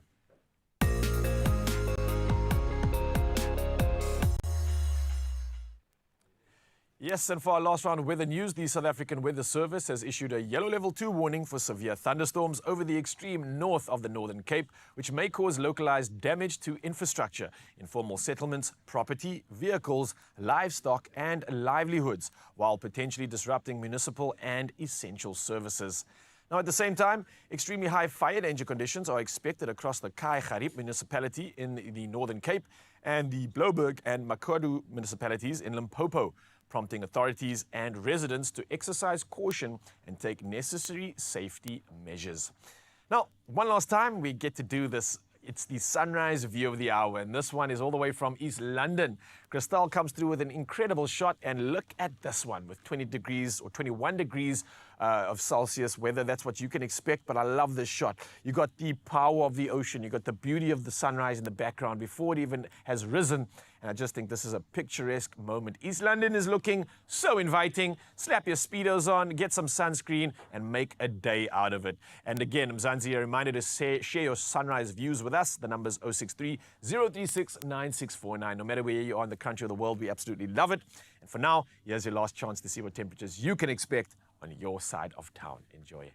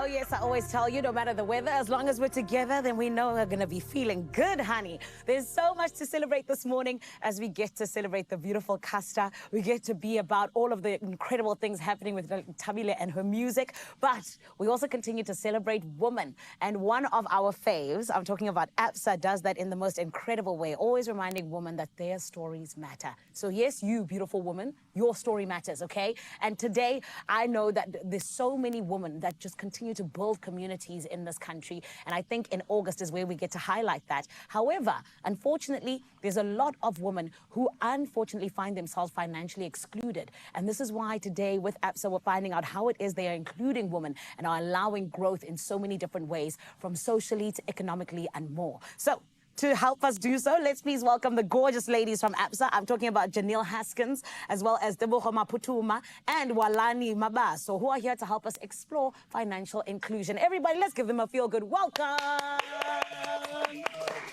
My gorgeous ladies, how are you? Very good. Very well. Thanks, Good. Happy Women's Month. Thank you. Thank you. Thank you, gorgeous ladies. But ladies, I have to ask you, because just like I said, you're helping us to explore financial inclusion. What does it really mean to you when we say financial inclusion is critical in South Africa? Why is that the case? And we can start with you, Alani. Yeah, no, thank you so much. So financial inclusion is actually, in our view as APSA, beyond just banking. It's really about making sure that we don't leave women behind. Yeah. Often enough, what happens is that women don't have access to collateral. They've got limitations in terms of credit access. Yeah. So therefore, we need to ensure that we can create products that are actually including women as well. For example, if you look at insurance, there is a perception that insurance is quite expensive. So we need to create products that will actually be cost effective, but also educate women that there is access for them in each and every single area. Yes. And ladies, is there anything you want to add to that in terms of why it's so critical in South Africa? No, absolutely. I mean, women are architects in communities that they are part of. Yeah. And having access to finance, and as Walani just said, also access to insurance, it enables them to also support those communities. So it's definitely imperative for them to have access to finance. 100%. And actually, Janelle, I want to come to you with something a little bit different. Just in terms of savings and investment, you know, there's so many strategies that are able to support women. And of course, APSA is always telling us all about them. But talk to us about how women can practically take advantage of them and what is on offer to them. Thank you, Zanele. So I think savings forms part of the foundation, I guess, of financial transformation in a woman's financial journey, right? So savings also enables them to tap into a wide variety of financial tools, financial assets, in order to secure you know, their financial security, provide financial security, and obviously traverse the economic and financial landscape, so that depending on where they are in their journey or life cycle, from wealth creation to wealth preservation, these tools effectively help us move as women out of survival mode into more an investment world, which sort of protects those assets that you continue to seek to build for, I guess, for next generational planning, your legacy planning, and obviously as you move into that wealth preservation from a generational perspective, looking after your children, etc., and ensuring that, you know, you provide yourself and your family financial stability through the specific products that we have and solutions that we have on offer that are tailored for your specific needs. Beautiful. And that's what I call innovation. And I want to come back to you, Walani, because I feel like you guys are at the forefront of innovation when we're talking about, you know, financial support. But right now we're talking about particularly for women. Can you speak to us just about what exactly it is that you guys are currently doing to be able to do that, but more than anything else, for those women who are underbanked or new to the financial system? Look, at APSA, we recognize that a lot of women are left behind, especially those in underserved communities. So we are innovating currently around 3 areas. The first one really just simplifying products, giving digital-first accounts. Therefore, our women can actually have access to different digital solutions, and they can access it from anywhere. And then the second one really is about how we can actually create tailored credit scoring for women. So a lot of people don't have, you know, consistent income. So we have created products that allow us to actually give credit to women looking at how much money they earn and ensuring that we can actually accommodate them from that perspective. Yes. The last one, which is actually my favorite, speaks to stokvel. So who doesn't know about stokvel? So we have formalized that as ABSA to say that as women, we know the power of unity and getting together. So let's help you to make sure that you formalize it and at the same time give you a credit scoring that is individualized. Incredible. And especially, like you say, for people who don't have that every single month there's income coming in. But I also think even just for people who don't even have credit scores. Correct. Thank you to you guys, because there's so many of them and you wouldn't think so, but it is the case in South Africa. But Tebogo, let's talk about asset ownership. We know that this is something ABSA wants more and more for women in South Africa. Yes. Talk to us about what it is that you guys are doing for the women to be able to have access to that, and more than anything, to be able to really be a part of it. Sure. So access to asset ownership is really very important, right? Yes. And it can be a powerful tool to unlock independence specifically for women, but it can also provide access to economic opportunities as well as social mobility. Now, think about it. If you've got access to a very reliable car, it means that you are conveniently, you're also safely able to get to very essential services like healthcare. You're able to get to jobs. You're able to get to school. You're also able to more effectively respond to life's unforeseen circumstances, right? And then for women who are business owners or entrepreneurs, asset finance specifically provides access to funds that they can use to purchase tools, machinery, they can purchase delivery vehicles, or even technology systems that they would use in the running of those businesses. Amazing. So when women are empowered with the right financial solutions, these really become an enabler for impactful as well as long-term growth. Yeah.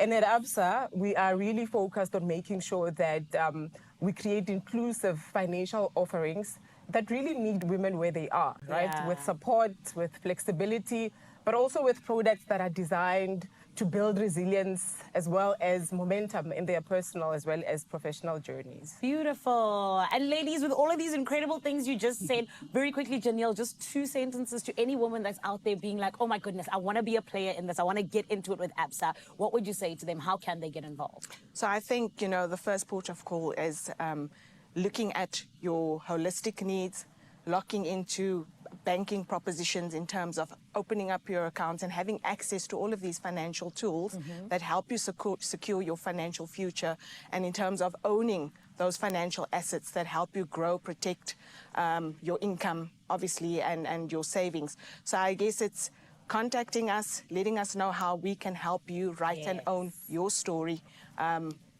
and help ABSA realize those ambitions for you. I love that. Ooh, that's beautiful. This is why, ladies, they have you on the panel. They sent you in as the sheroes. And thank you so much for coming and saving the day for real, because I feel like so many women are excluded. Thank you for including them. We appreciate you. Thank you for having us. Thank you. Oh, my goodness. This is exactly what Women's Month is about, having those important conversations. And we're so glad we get to do so with our family at ABSA. We told you it is all about how we understand, and ABSA understands, that women in South Africa are sadly sometimes excluded from the financial conversations. And this is where they are stepping in and saying no more. Socially and economically, they are empowering the ladies, and it is all in the name of saying, ladies, your story matters, and ABSA says we see your stories. We see the person behind the banking profile. We see your story. Expresso was proudly brought to you by ABSA. Your story matters.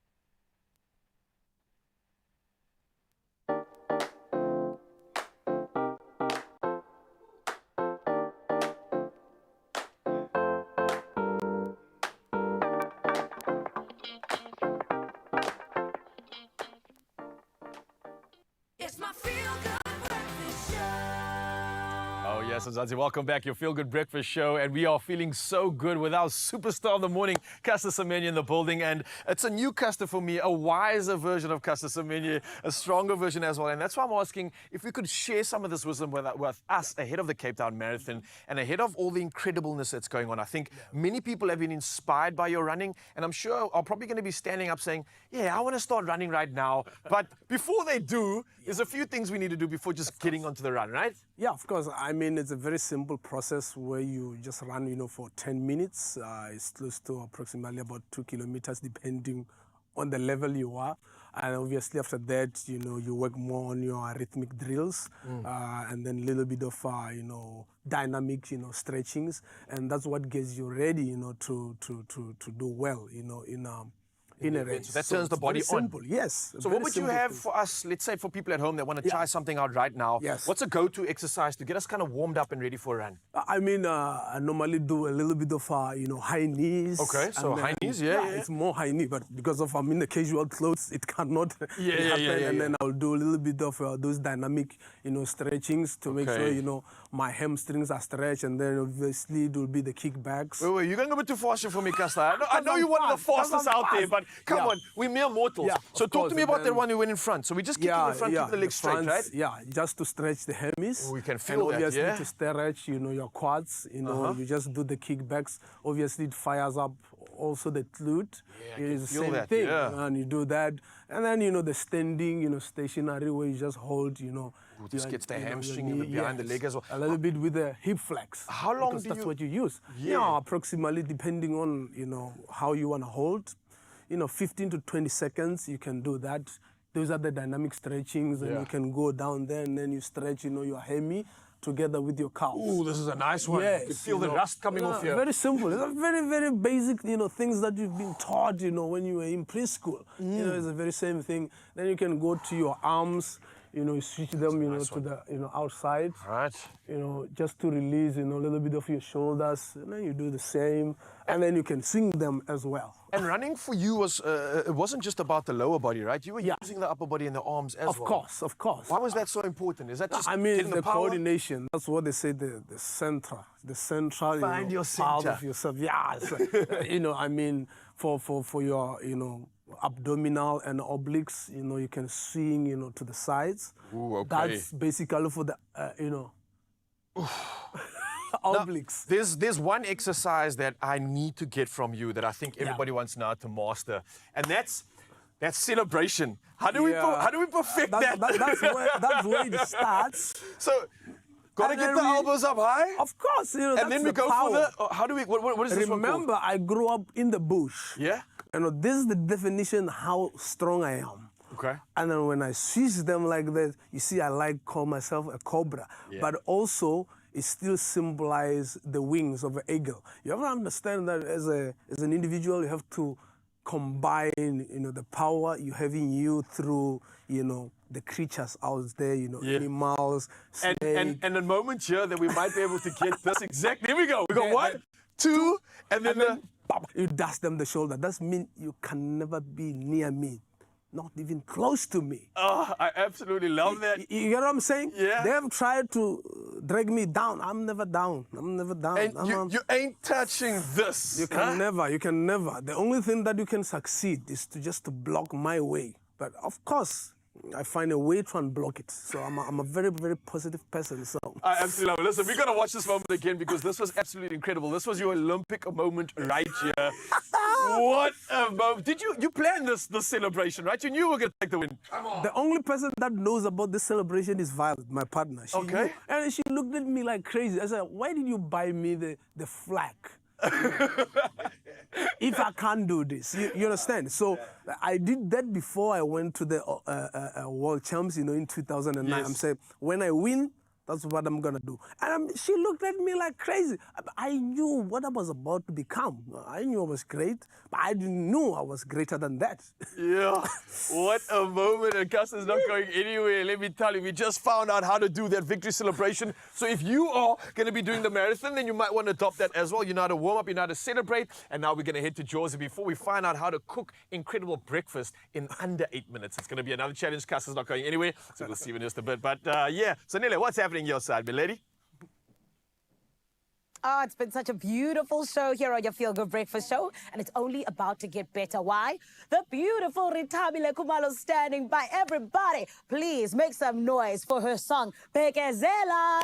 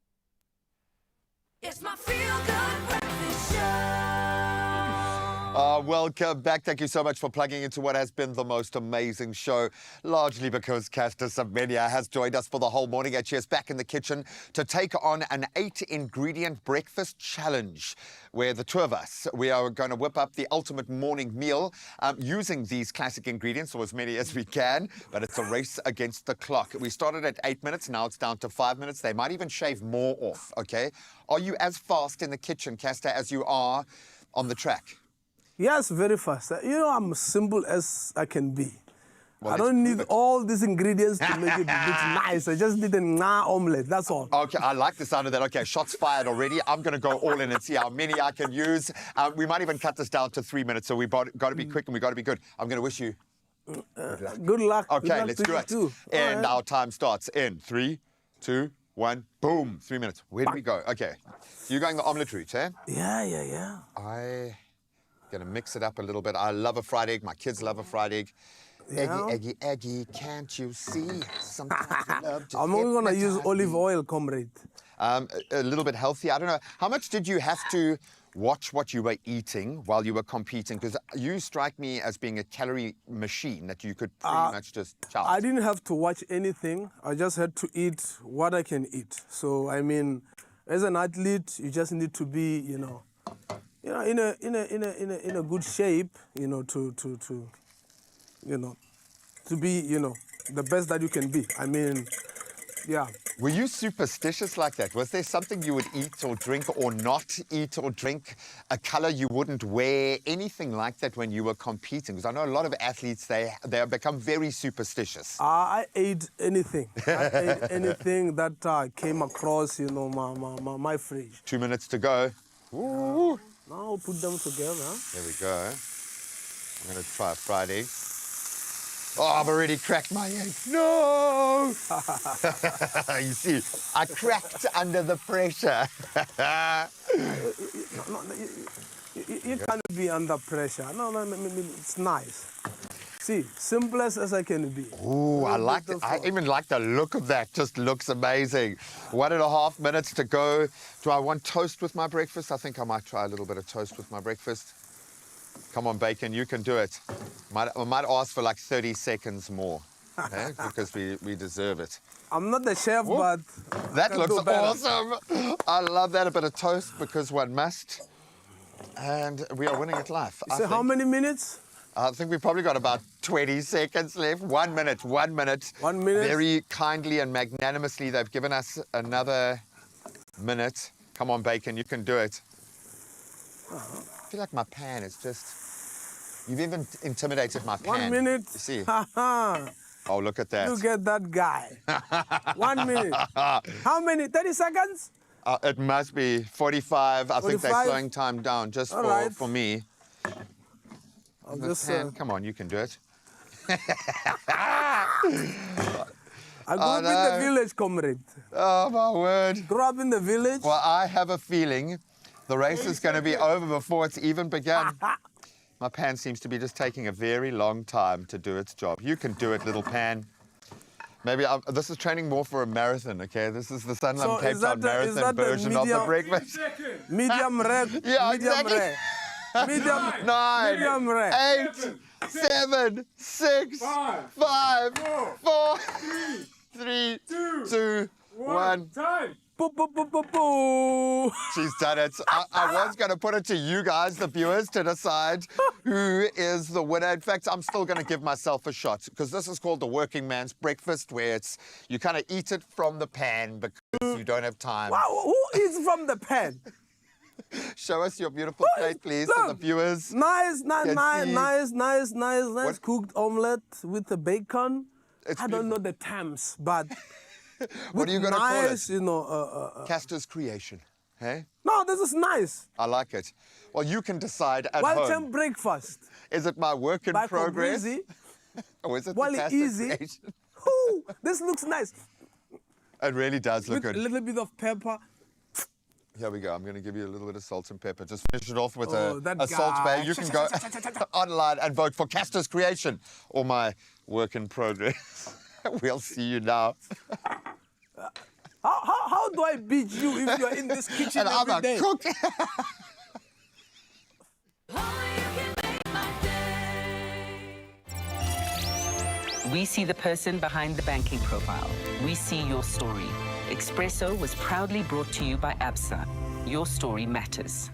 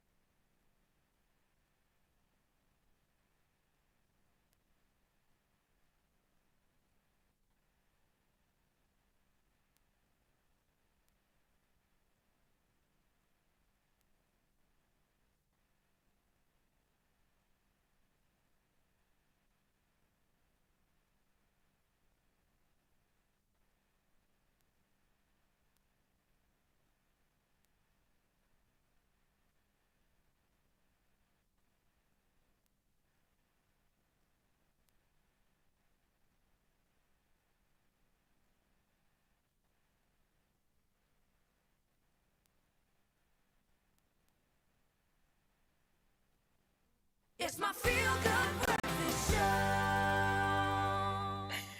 You're on Expresso on S3 and the feeling good continues. And why do I say that? Well, in the month of August, we get to celebrate phenomenal women. And one such lady is, of course, none other than Melanie High-Press Ramji, who is an award-winning PR lady. And she's somebody who has made a name for herself with a career spanning over 28 years. And today we get to celebrate her because she's worked with so many incredible brands. I tell you this, if something cool is happening in this country or even outside of it, you must know that she's behind it, this woman over here. And I say that because she's worked with lifestyle brands, sporting brands, and so many others. But one of the things that she's most proud of and why we celebrate her so much today is the fact that she is an ambassador as well as someone who is the deputy chairperson and board member for the SA, or Special Olympics SA rather. And today I'm so excited for us to dive right in and celebrate her the right way on your Feel Good Breakfast show. Everybody, let's welcome Melanie, please.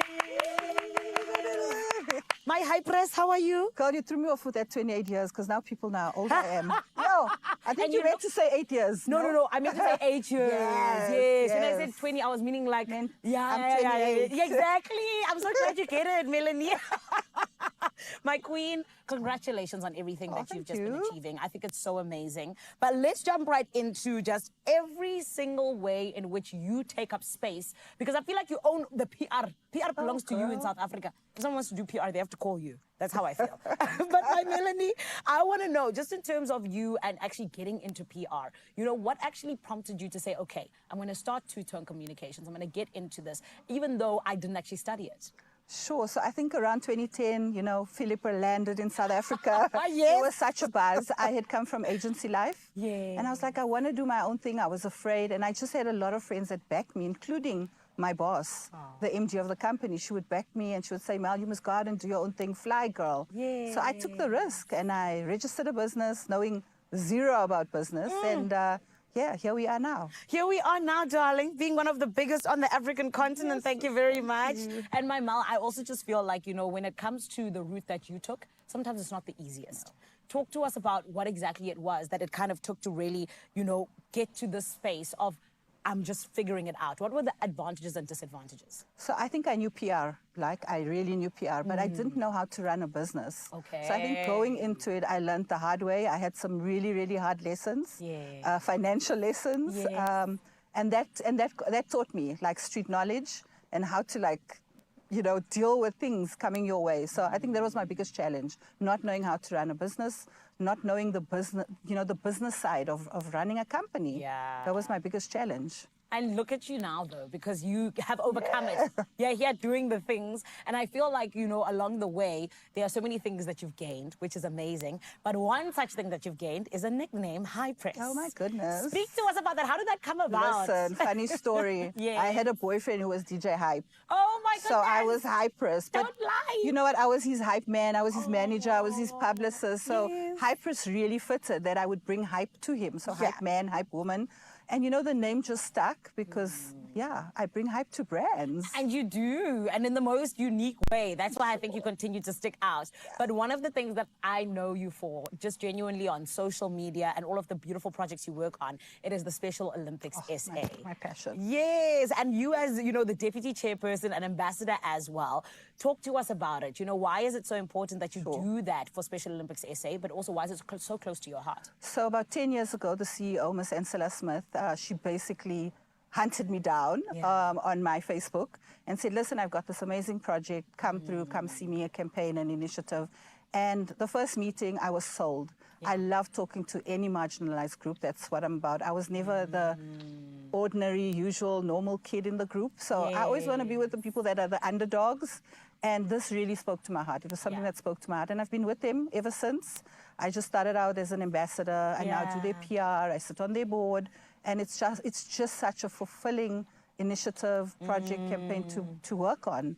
It feels like you're really giving back. And the industry we work in, you know, it's so fickle, it's so fake. Yes. This just gives me balance. I love it. And you're so passionate about it. And I say that because, please, can I tell you, just from the work that you do, you and I have never had a conversation where you went, Zanele, I'm passionate about this thing. It's about how much I've seen you actually really be involved in it and how much you push it. Yeah. I'm definitely more action than talk. Yeah. I love it that's me. about you. And one thing you also really do is pro bono work. Yeah. Why do you do that? And you know, what are some of the things that have really stuck out for you in terms of doing that? So my philosophy is always, you know, give it back, push forward, pass it forward. I think growing up as a young Black child in the PR industry, I had women that, you know, elevated me and uplifted me. So I also want to, you know, pay that forward to other young women and other young people to you know, uplift them and give them the platform. I'm not going to be around forever. So it's about building the next generation. I love that. And Ma, I'm so glad that a powerhouse woman like you really just, you know, you put that at the top of your list because it's so important to be doing that, but not everyone is. Listen, and they also keep me young because I don't know what's the coolest thing right now. They keep me trendy. And you always stay trendy, which is why you are part of all of that cool stuff that happens. But my Mal, you know, in terms of the future of PR in South Africa, what excites you most? Geez, I think the face of AI has completely changed the industry, which is exciting and scary at the same time. But I'm excited about it. I'm excited where PR is headed. And I'm always trying to stay ahead of the game, so I know what's coming before it actually happens. That's my so girl. I'm excited about that. A girl with a vision. Well, my Mal, today we want to say congratulations yet again on absolutely everything you've achieved, from awards to the beautiful things you brought to South Africa. And this is our way of saying that we are so proud of you.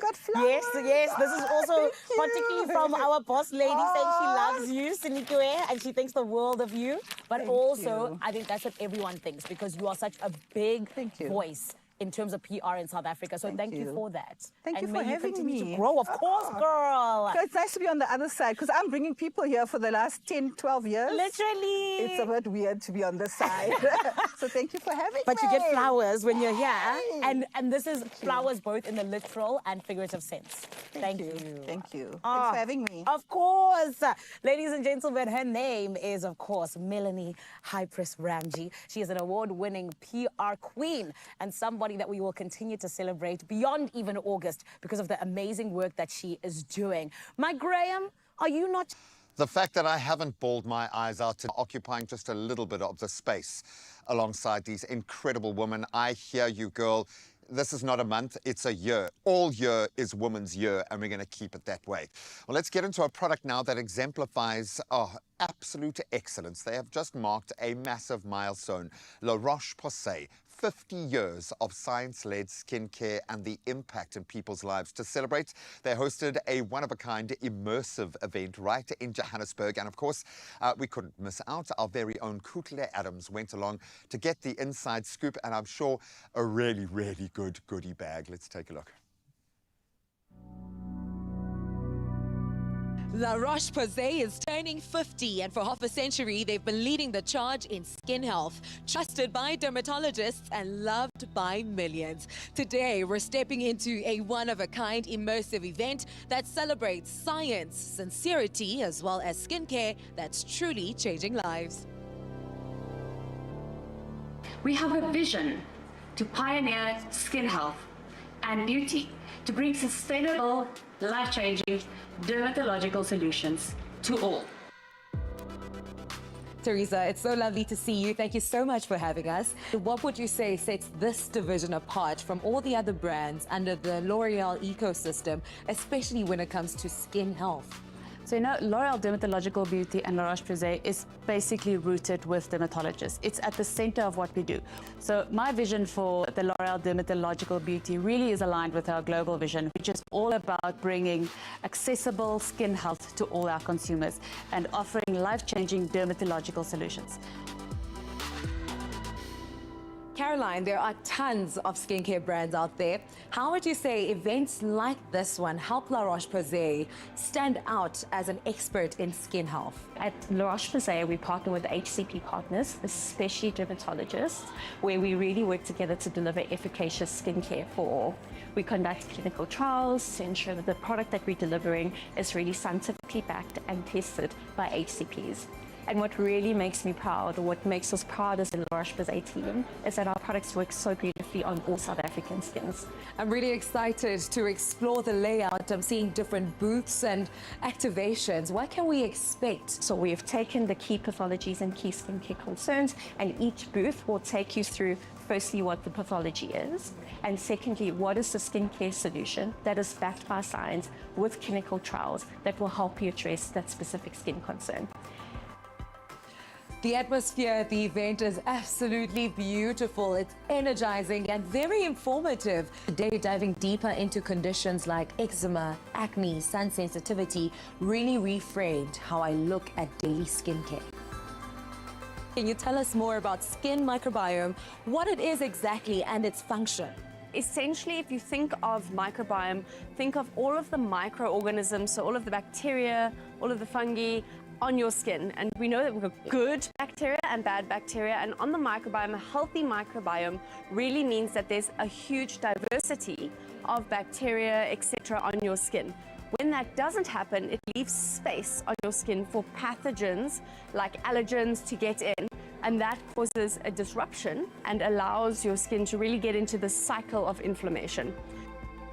Walking through this space feels like a journey of discovery. Each booth is tailored to teach, to really dive into the science behind skincare. It's interactive, it's engaging, and I'm really learning so much about how to better take care of my skin.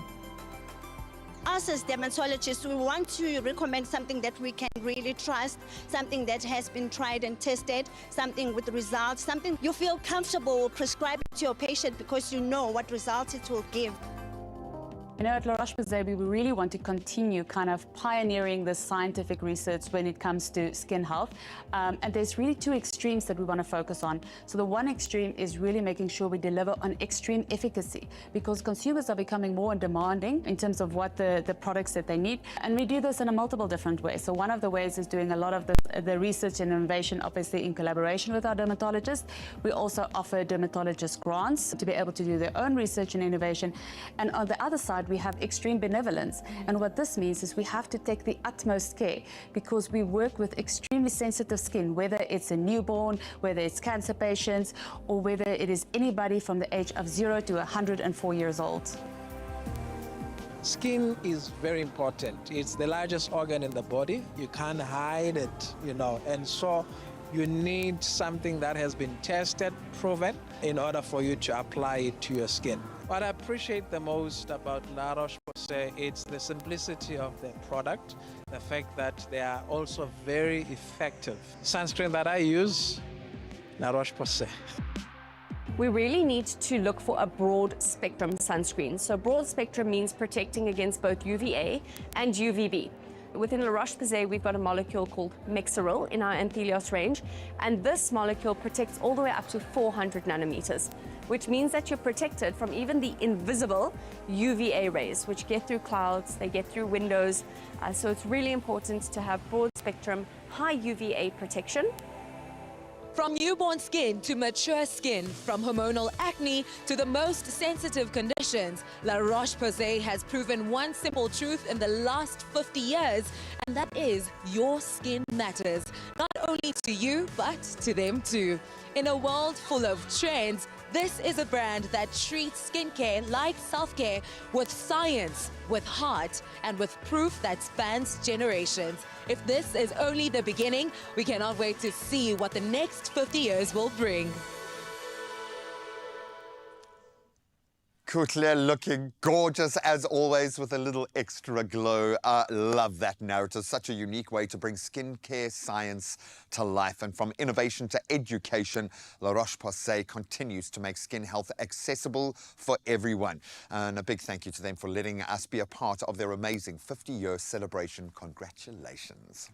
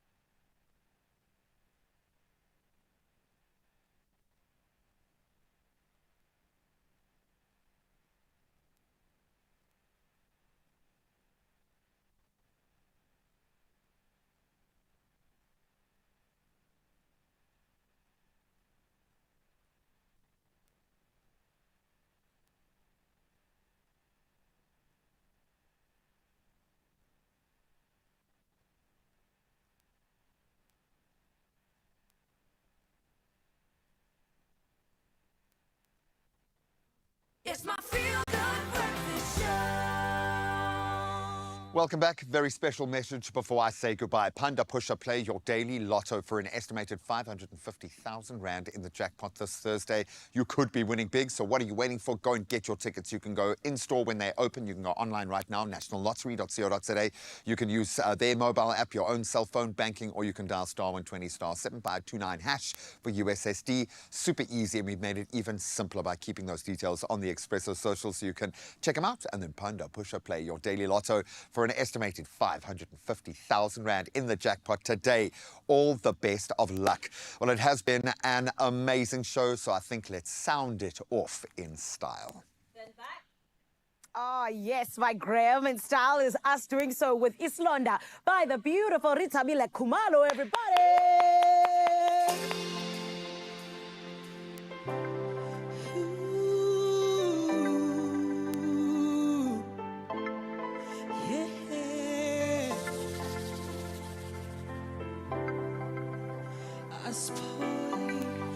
Aspoli Ake ngikuthuma anywhere makhelwane Cela ningitholele usizo Ngicela ningibizele imoto Ngikuthumise emtholampilo Phela yazi lesilonda Aspoli Nhliziyo ayixoli Siyaphila ngako ukuhlala ethembeni we mama Maye lo mhlaba ungehlule Maye ungehlule Sandra said, "Please your yummy." Wow, taste so say why man we makhelwane. Cela ngitholele usizo. Cela ngibizele imoto. Ngikuthumise emtholampilo. Phela yazi lesilonda Aspoli. Nhliziyo ayixoli. Siyaphila ngako ukuhlala ethembeni we mama. Hayi lo mhlaba ungehlule.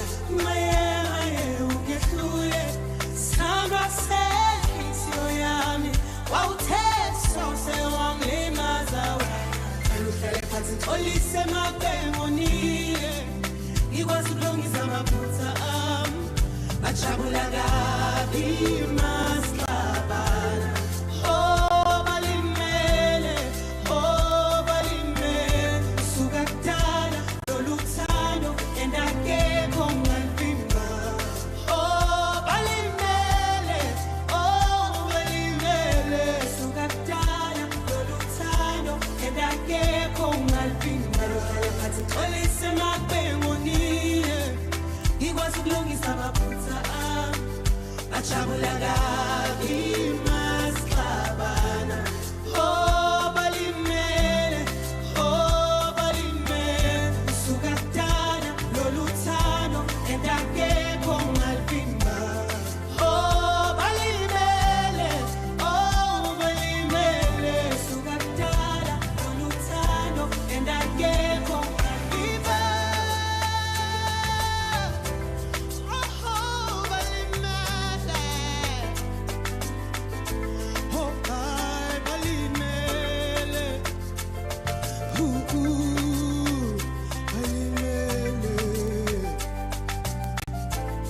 Ake niphuthume anywhere makhelwane Cela ningitholele usizo Cela ngibizele imoto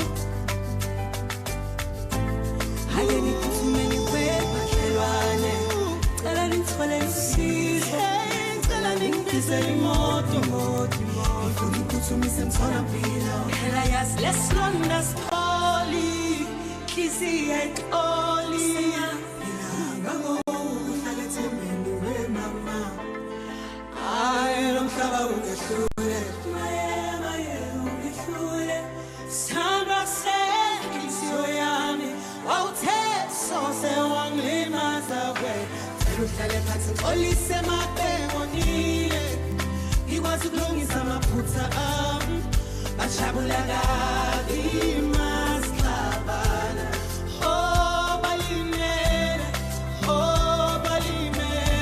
Suka kudala lolu thando endakekho ngalivimba Oh balimele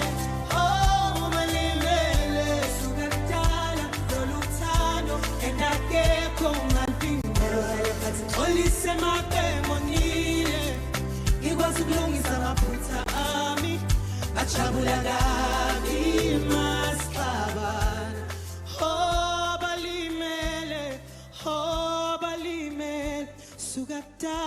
loluthando endakekho ngalvimba. Oh my goodness! Oh, do you see what a generational talent is like, everybody? Rithabile Khumalo, who is indeed going to be hosting that 30 years of Winnie Khumalo, celebrating her late mother, and it's going to be everything and more. Right about now, my Cape Town family, I gotta ask you, are you feeling good still after that beautiful performance? Oh, amazing performance, amazing human being, and you guys are amazing. We'll see you tomorrow. Too much love. Love you so much. So much. Yeah, that was good. Another feel-good production.